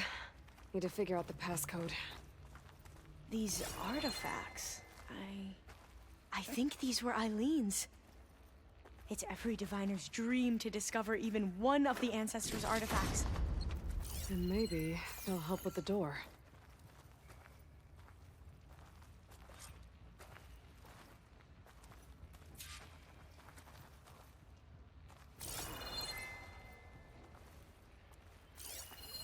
This looks like some kind of prototype. For water purification. Must be the H2 flow. What? H2 flow. Their early inventions had strange names. That must be the Dragonfly 6. Ape used it in most of their construction projects. The Dragonfly 6 was their most successful model. Huh. It's art, I think. Could it be? Check what my focus sees, maybe. Yes, I think this was commissioned in honor of the company's 25th anniversary. What was this called again? The Dragonfly 6. 25 dedi, 6 dedi. What did you say this was for again? The company's 25 dedi, 6 dedi. looks like it used to be on the last pedestal. Remind me, what was this called? The Dragonfly 6. 3,5, 25. Oh, that must be Bu the kaç? Lawson McCory Award. The 40. legacy says Eileen won it when she was 40. Hı. Work on 40, 25, 6 gibi mi gidiyor? Interesting. Bu ne? Bu kaç? What was this thing again? The H2 flow. All the numbers you mentioned. I wonder if they make up the passcode. Yeah, it's worth a try. Ben 40 var, 2 var, 25 var, 6 var. Oha! Kafayı yedik. Oğlum biz burada ne oynuyoruz lan? Bir dakika. 40 2 25 6. That didn't do anything. Tüh. I thought that would have worked. Did we overlook something? Can my focus see anything? Bir dakika. How old was Eileen when she won? Bu 40. 40. Bu What was the name of this thing? The H2 flow. 2 var bunda. The two artifacts on the ground. Maybe they used to be on opposite pedestals. You said this was commissioned for something? The company's 25th. 25. Looks like it used to be on the last pedestal. Bu neydi? This drone was what again? The Dragonfly 6. Şimdi karşılıklı duran nesneler hangileri? Oğlum buraya niye böyle puzzle koydunuz lan? Allah Allah. 40 var, 2 var, 25 var, 6 var. Tövbe yarabbim. Bu ne lan? Yerleri mi farklı olacak? Hangileri karşılıklı duruyordu acaba? Dur. Bu inmiş, kırılmış bir şey. Focus might find something I missed. Fokusunda gözden kaçırdığın ne var?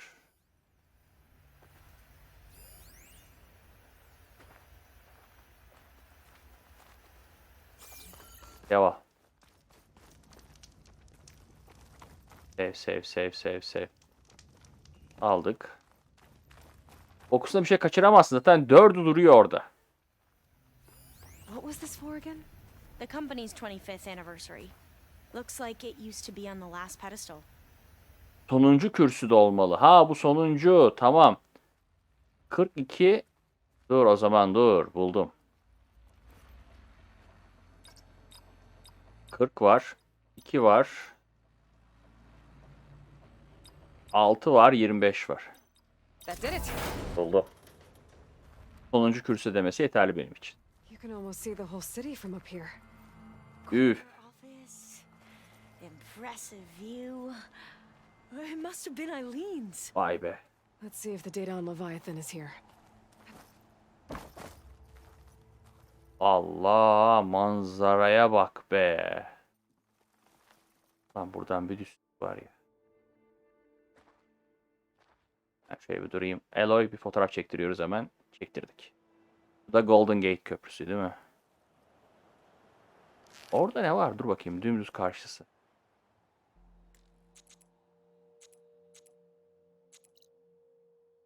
Ha, burada görev var bak. Tamam. Buraya da gideceğim sonra. Kesin orada bir görev var.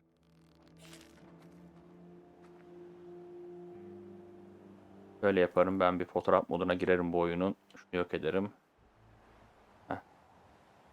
Bundan bir görüntü alırım.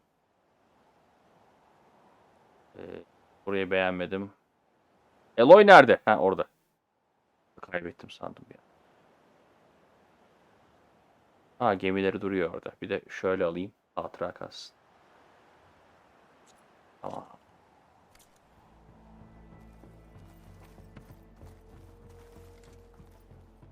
Nasıl çalışıyor bu? Enerjiyi nereden buluyor?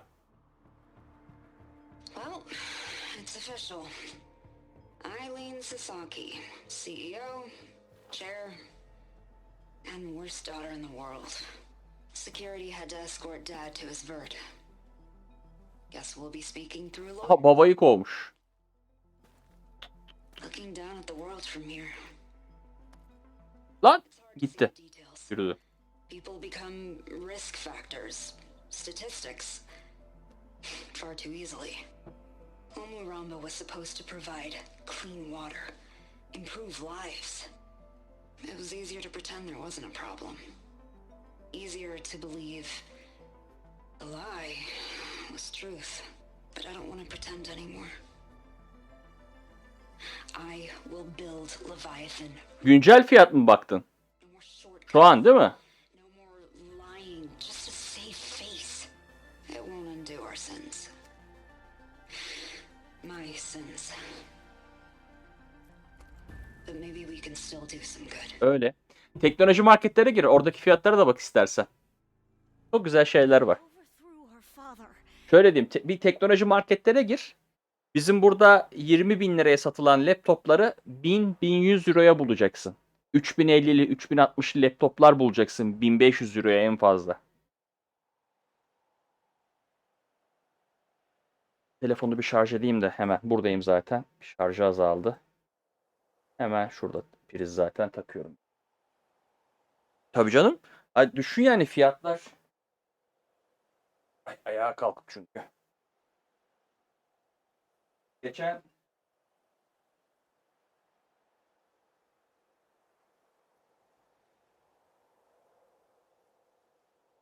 gün işte konuşuyoruz biz de arkadaşlarla. Lan dedik işte burada bir laptop 20-23 bin. Acaba Almanya'da ne kadar? Maksimum 1000-1500 falan euroydu galiba. Ve Türkiye'de 1000 olan bir firma yine marka. Yani düşün. Taktım.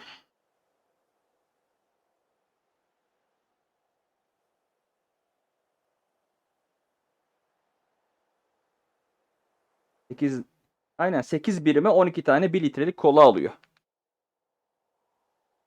Onu al. Emin ol o bildiğimiz markalardan kat kat daha güzel markalar var orada. Yerel firmaların ürettiği. Ne kadar güzel kolalar var. Yani kola dediğim gazlı içecekler diyelim. Sodalar var. Took over the company so that Leviathan wouldn't end up killing people. It sounded like she regretted covering up Omuramba's failure. She wasn't perfect. Not a paragon, as the Quan believed. But not a monster either. She tried to make up for her mistakes. And now you know the truth. As for the data, Leviathan... yes, it's here. Downloading a copy now. Is something wrong? I think I'll stay here a while longer. There's a lot more data that I want to look through. Are you sure you'll be okay on your own? Down is always easier than up. Bence de. Let's speak again when we're back at base. Atlaması kolay sonuçta. Okay. I'll see you there. Well, after climbing all the way up, why not glide? Bence de. Wait, you're going to what? Just thinking about it. Yan görevi yapacağım. Nerede? Heh. Vallahi ben öyle arada bir şeye bakıyorum. Almanya'dan örnek vereceğim işte. Teknoloji marketlerdeki fiyatlara. Bir ikinci el arabalara bakıyorum. Ondan sonra bir de gıda fiyatlarına bakıyorum. Allah diyorum. Oh ne güzel diyorum. Doyup gözüm doyuyor. Rahat diyorum. Şimdi gideceğimiz yer tam arkamız mı? Oo. Evet yo.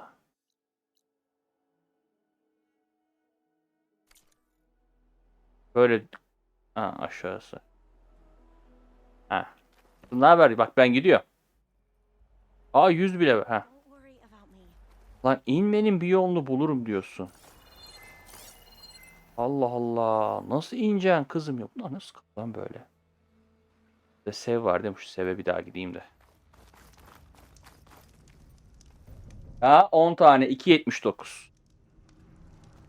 İşte ne güzel markadır ha. Küçüklüğümüzden beri vardı hatırlarsınız zaten. Yıllarca değişmedi. Şeylere baksan şeylere böyle bilinen 3050'li 3060'lı laptoplara. Careful. Oho ne güzel iniyor. Binanın üstüne ineceğim. Umarım yetişebilirim. Umarım yetişebilirim.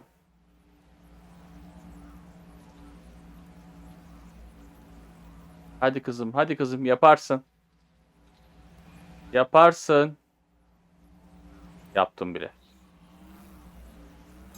Evet be, Eloy'um benim. Aloy! Did you make Bindim it? bindim. Sure did. Amazing. Well, see you back at base. Good luck out there.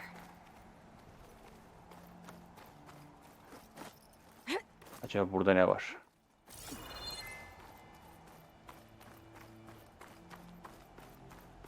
Niye burayı yapmışlar acaba?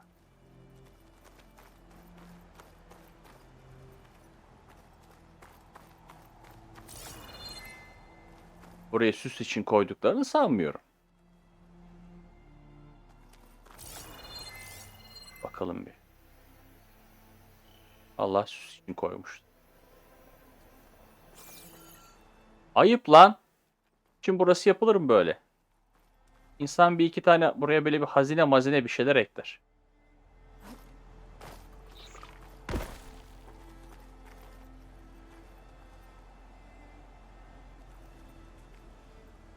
€1650, 3060, 16 GB RAM i7. Heh. Tamam işte bak. O ne kadardı söyleyeyim mi? €1500 falandı o bir aralar. 1500 liraydı. Bak 1650 olmuş.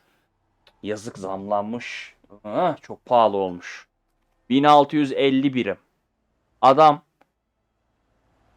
taksitle almaya kalksa. Zaten taksitle falan alan yok bak. Ben bizim oradakilerden örnek vereyim. Adam parasını biriktiriyor. Bu ay almam diyor. 2 ay sonra alırım diyor. Her ay kenara 500 lira atıyor. 3 ay sonra alıyor zaten onu. Gerek yok ki diyor ben onu diyor taksitle alayım diyor. 500 lira koyuyor. 3 ay sonra gidiyor veya Black Friday zamanı bir geliyor yapıştırıyor alıyor. Ne gerek var diyor ben onu erken alayım diyor ya da acelem yok diyor. Wind's blustering about something. Buradan gidiyor.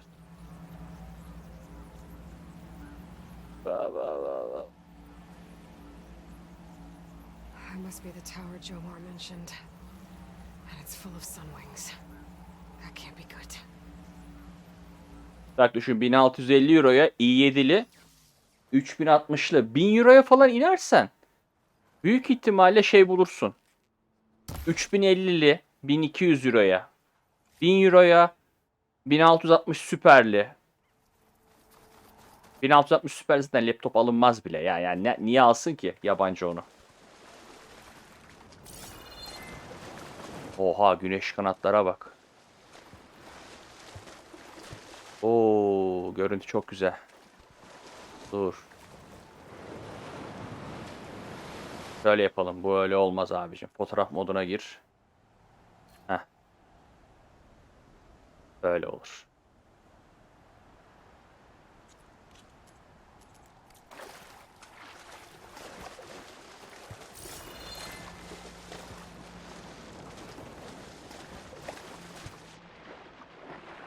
Ben şeyi biliyorum ya. Adam gidiyor.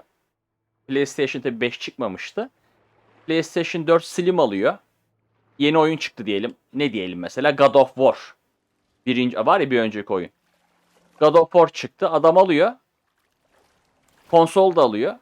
200 euroya. Ondan sonra oynuyor. Satıyor konsollu oyunu. Ya ben kiralama gibi bir şey yaptım diyor mantıken diyor. Haklı. 10 euroya 20 euroya oyunlar bilirim.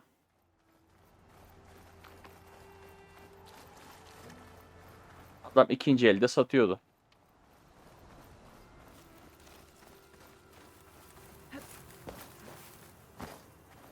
On birim.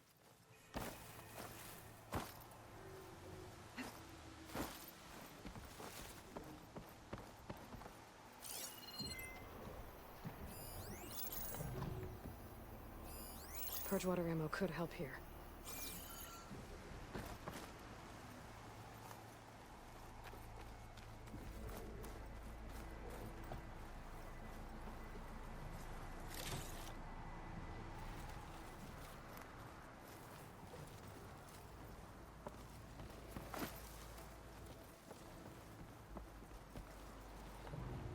Hoppa, niye düştük?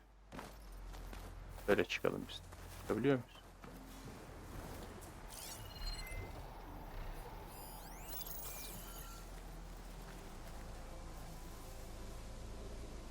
Ben şu güneş kanadı hackleyebilirsem çok güzel olacak.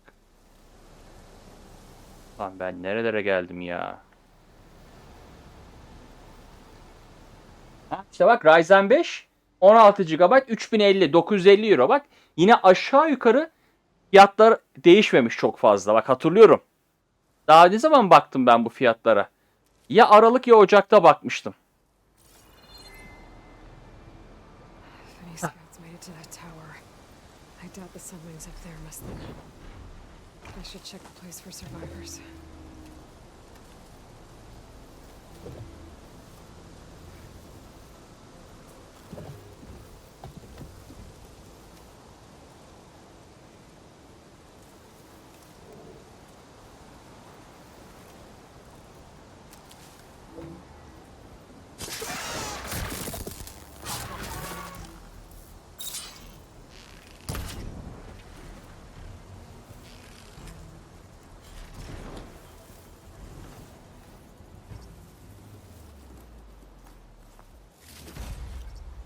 Lenovo değil mi? Bak baktın.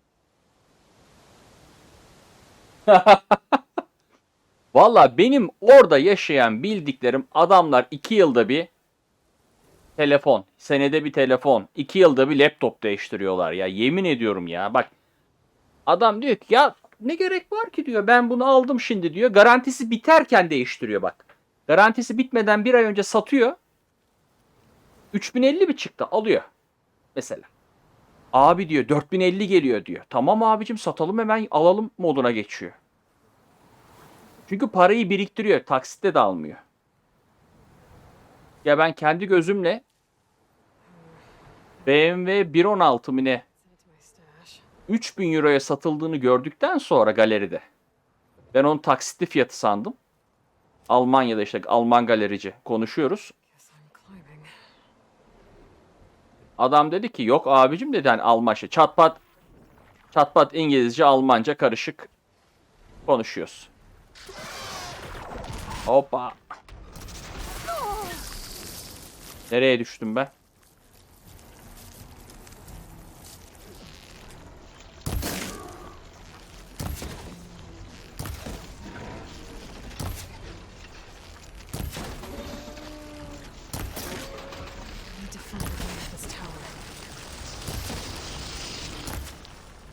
Allah Allah, biri sokuyor bana ışık sokuyor. Öl lan. Öldü.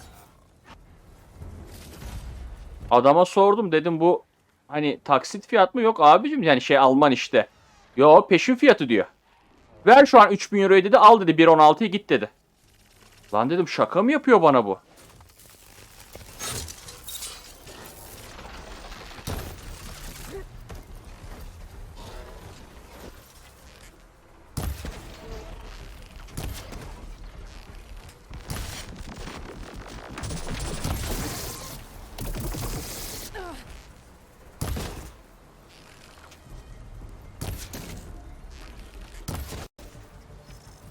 Da indi.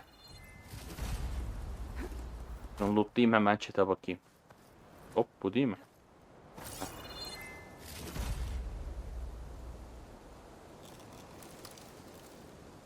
Ev araba almak imkansız ki artık. Valla eğer gözünü kararttıysan dediğin gibi bulacaksın bir tane. Gideceksin. Yuvanı kuracaksın. En mantıklı o. Ya benim araba hevesim yok mesela. Zamanında Türkiye'de bile yani 40 bin liraya araba buldum. Hatırlıyorum ya, 40 bin liraya sıfır, bak 40 bin liraya sıfır araba. Daha dün gibi hatırlıyorum. Tabi öyle gidip de Ferrari ya da BMW değil bu araba. Ama vardı 40 bin liraya sıfır araba. Hadi bilemedin 60 bin olsun sıfır araba. Ve yani çok da güzeldi, arabaydı yani. Hevesim yoktu, almadım. Tabii pişmanlık mı? Evet, pişmanlık.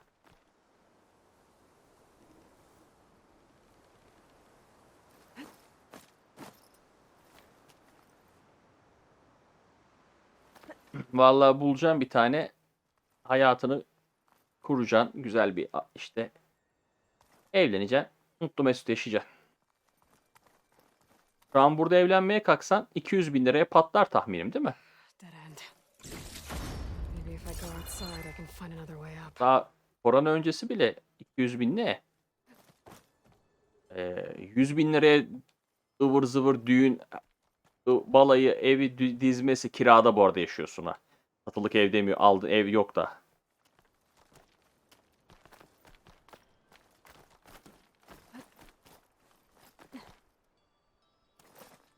Ah tabi, düş. Another close one.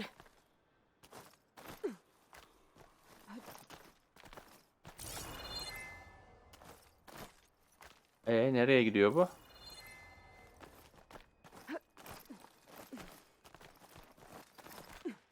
Böyle yerlere geliyor. Eloyum, canım Eloyum. A Quinn scout. But there's only one way to be sure it's Jomar's brother. Better check for the relic.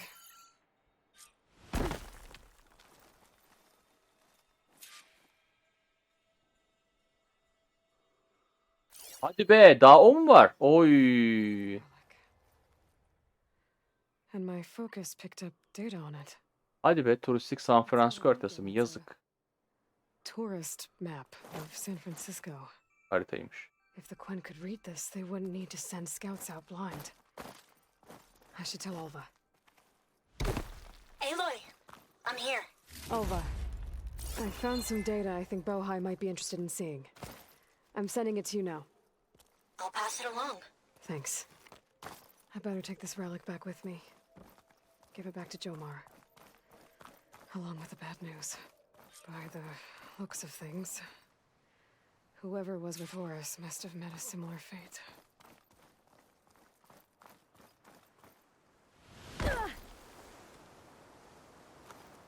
Nereye gidiyoruz? Oraya dön diyor, tamam. Uyumaya mı gidiyorsun? Tamamdır. Ya ben de zaten kapatacağım şimdi. Şu görevi teslim edeyim. Saat 12.30 olmuş.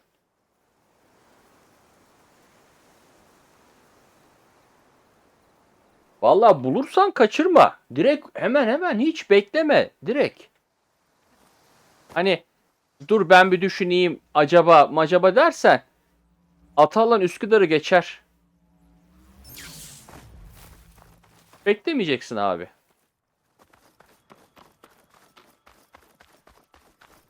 Ya sen kendini kurtar kardeşim yeter ki ya. Bize oradan bir şey getirsin. Chocolate getirsin. 2 çikolata. Ne var burada? Kazı alanı. Ya bak ekran. Oo. Ya sen ekran kartını bize normal kurdan getir. Yurt dışı fiyatından. Ben yine kârdayım. Print parasını vereyim sana. Örnek veriyorum. Ne kadar oradaki değeri ekran kartının diyelim. 5.000 lira. Bize geliyor 15.000. Al sana fiyatı yani yetti. Düşünmen yeter. Yoksa burada ne var lan? Ne bu? Aa, daha orada askerleri mi arayacağım bir de? Lan bitmemiş ya. Dur daha. Ben de şu görev bitsin. Kapatacağım. Dinleneceğim. Aynen dediğin gibi. Görüşürüz. Dikkat et kendine. Ben de şunu dediğim gibi şu görevi teslim edeyim. Çünkü uyu yapacağım. Beynim dönecek. O çok kötü sersem yapıyor. The rest of the scouting party looks like they were ambushed by machines. Morris must have escaped to the tower. Too bad machines got him there instead. Hah, bunu da buldum, bitti. Sen de dikkat et kendine, görüşürüz. Chat ekrana gelmiyor. Saçma bir şey yaptı Twitch tarafı. O yüzden chat'e telefondan bakıyorum böyle eğilip eğilip. Görev bitti zaten. Teslim ettim mi rahat. Ay ay. Oyun bitmiyor vallahi, hala yan görevdeyim. Oh, su altı gideyim biraz. Balık avlayayım ya şöyle. Balık gel buraya. Balık, balık. Balık gel buraya.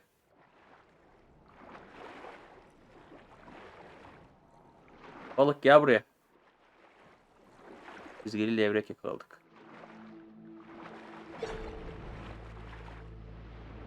Tamam, bunlar su altında kalmış ya. Ben buraları sonra bir böyle gezerim. Dying Light 2 gibi ortam oluşmuş.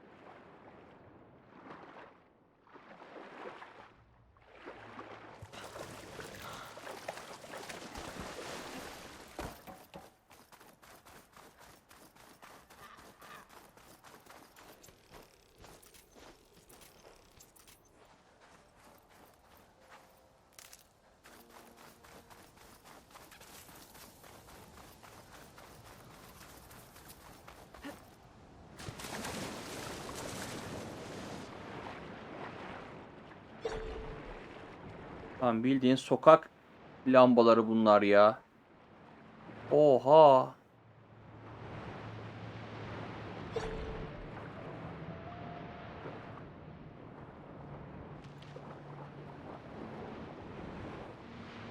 Oyunun su altı atmosferi çok. Oo, ışığa bak. Tamam tamam, şöyle dur. Bal yemiş yazısı yok olsun. Elo'yu şöyle bir suda şöyle tutayım. Fotoğraf modunu al. Beğenmedim Elo'yun duruşunu.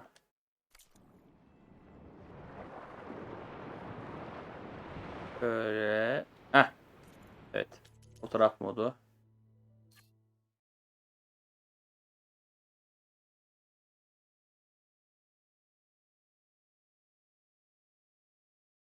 Güzel fotoğraf olmadı ama olsun en azından.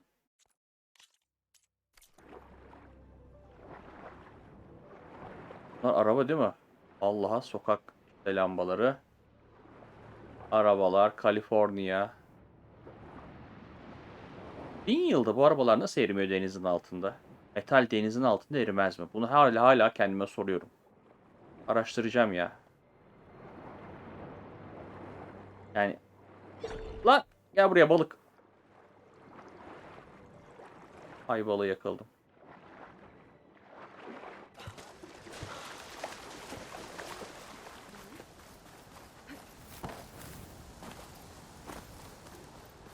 I'd like to have her on my side in a fight.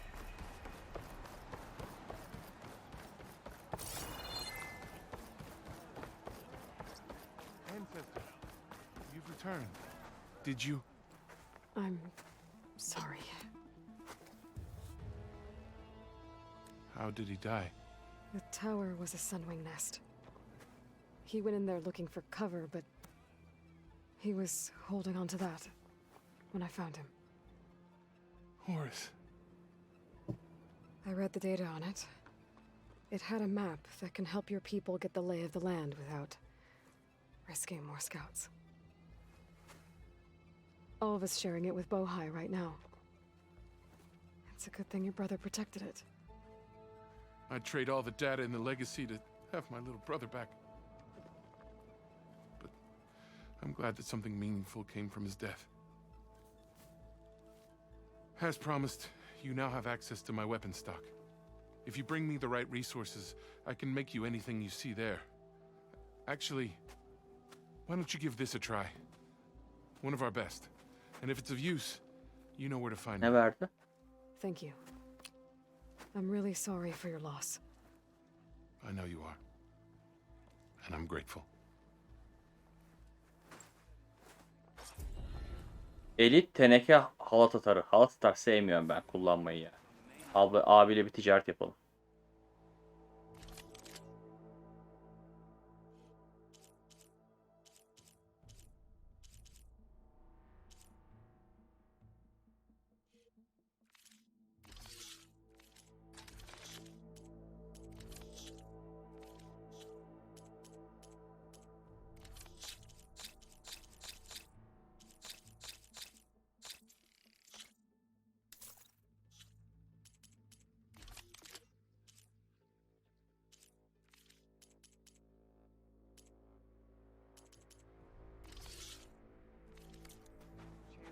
May you be guided to truth.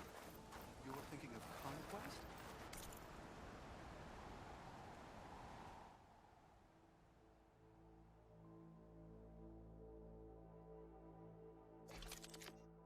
Aha, sonunda geliştirebiliyorum bu silahları.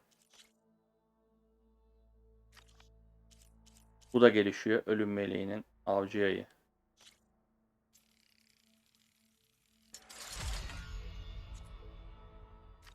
Tabii onu geliştirince bu kaldı. Niye? Çünkü kaygan diş toprak öğütücü lazım. Ve dalga yırtan. Buluruz. Onları da buluruz.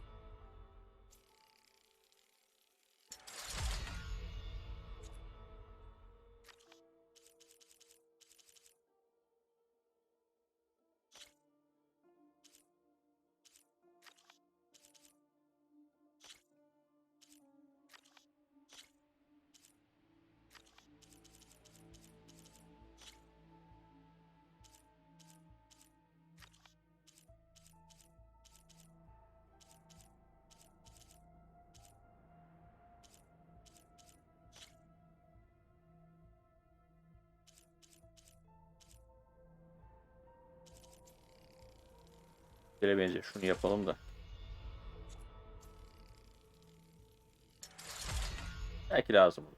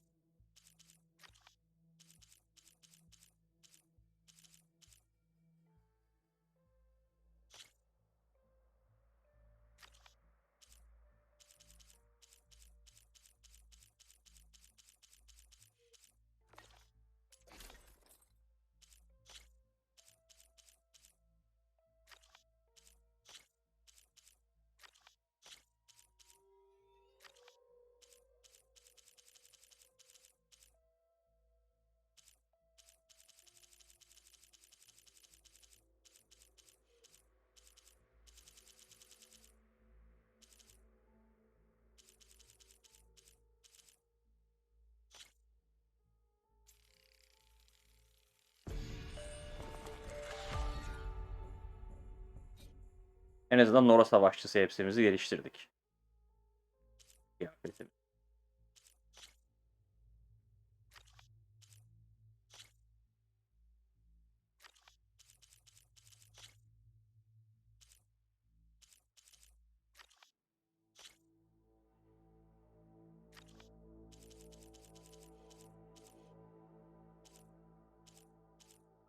Ha, Nora avcısı. Tamam, buydu ilk galiba. Mavi mi yeşil mi?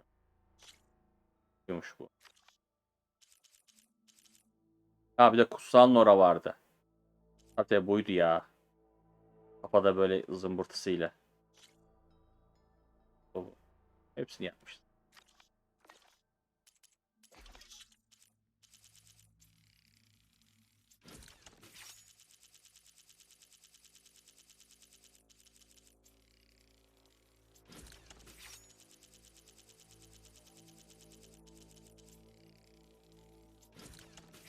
Tamam, bu da hazır.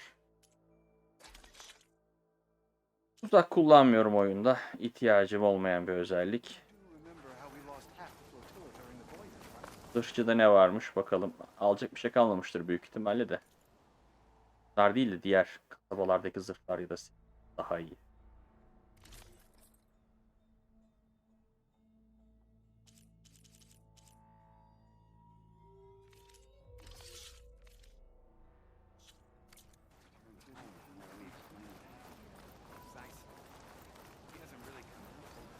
Bir dakika, şimdi ne kaldı görevlerde? Gaia ile konuş.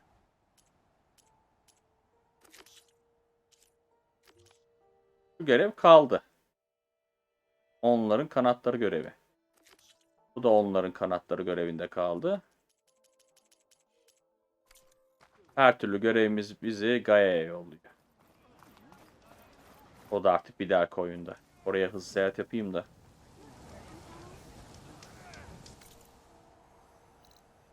Ha, gezmedim. Aslında gezeceğim. Suyun şu kısmını açamadık. Niye? Daha açılacaktır. Şuralarını açamadık da. Gaia'nın yanına gideyim. Burada kapı.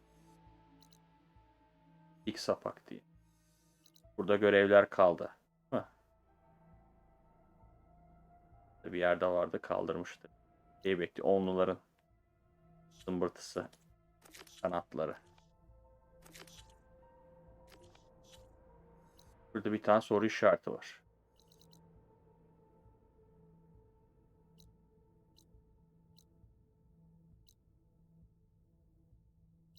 Şuraya gideyim. Sonlandırayım. Neyse, güzel. 2 saati geçmiş bu yayında. Bir dahaki oynayışta Gaia ile konuşur. Ana görev üzerinden yardırırım.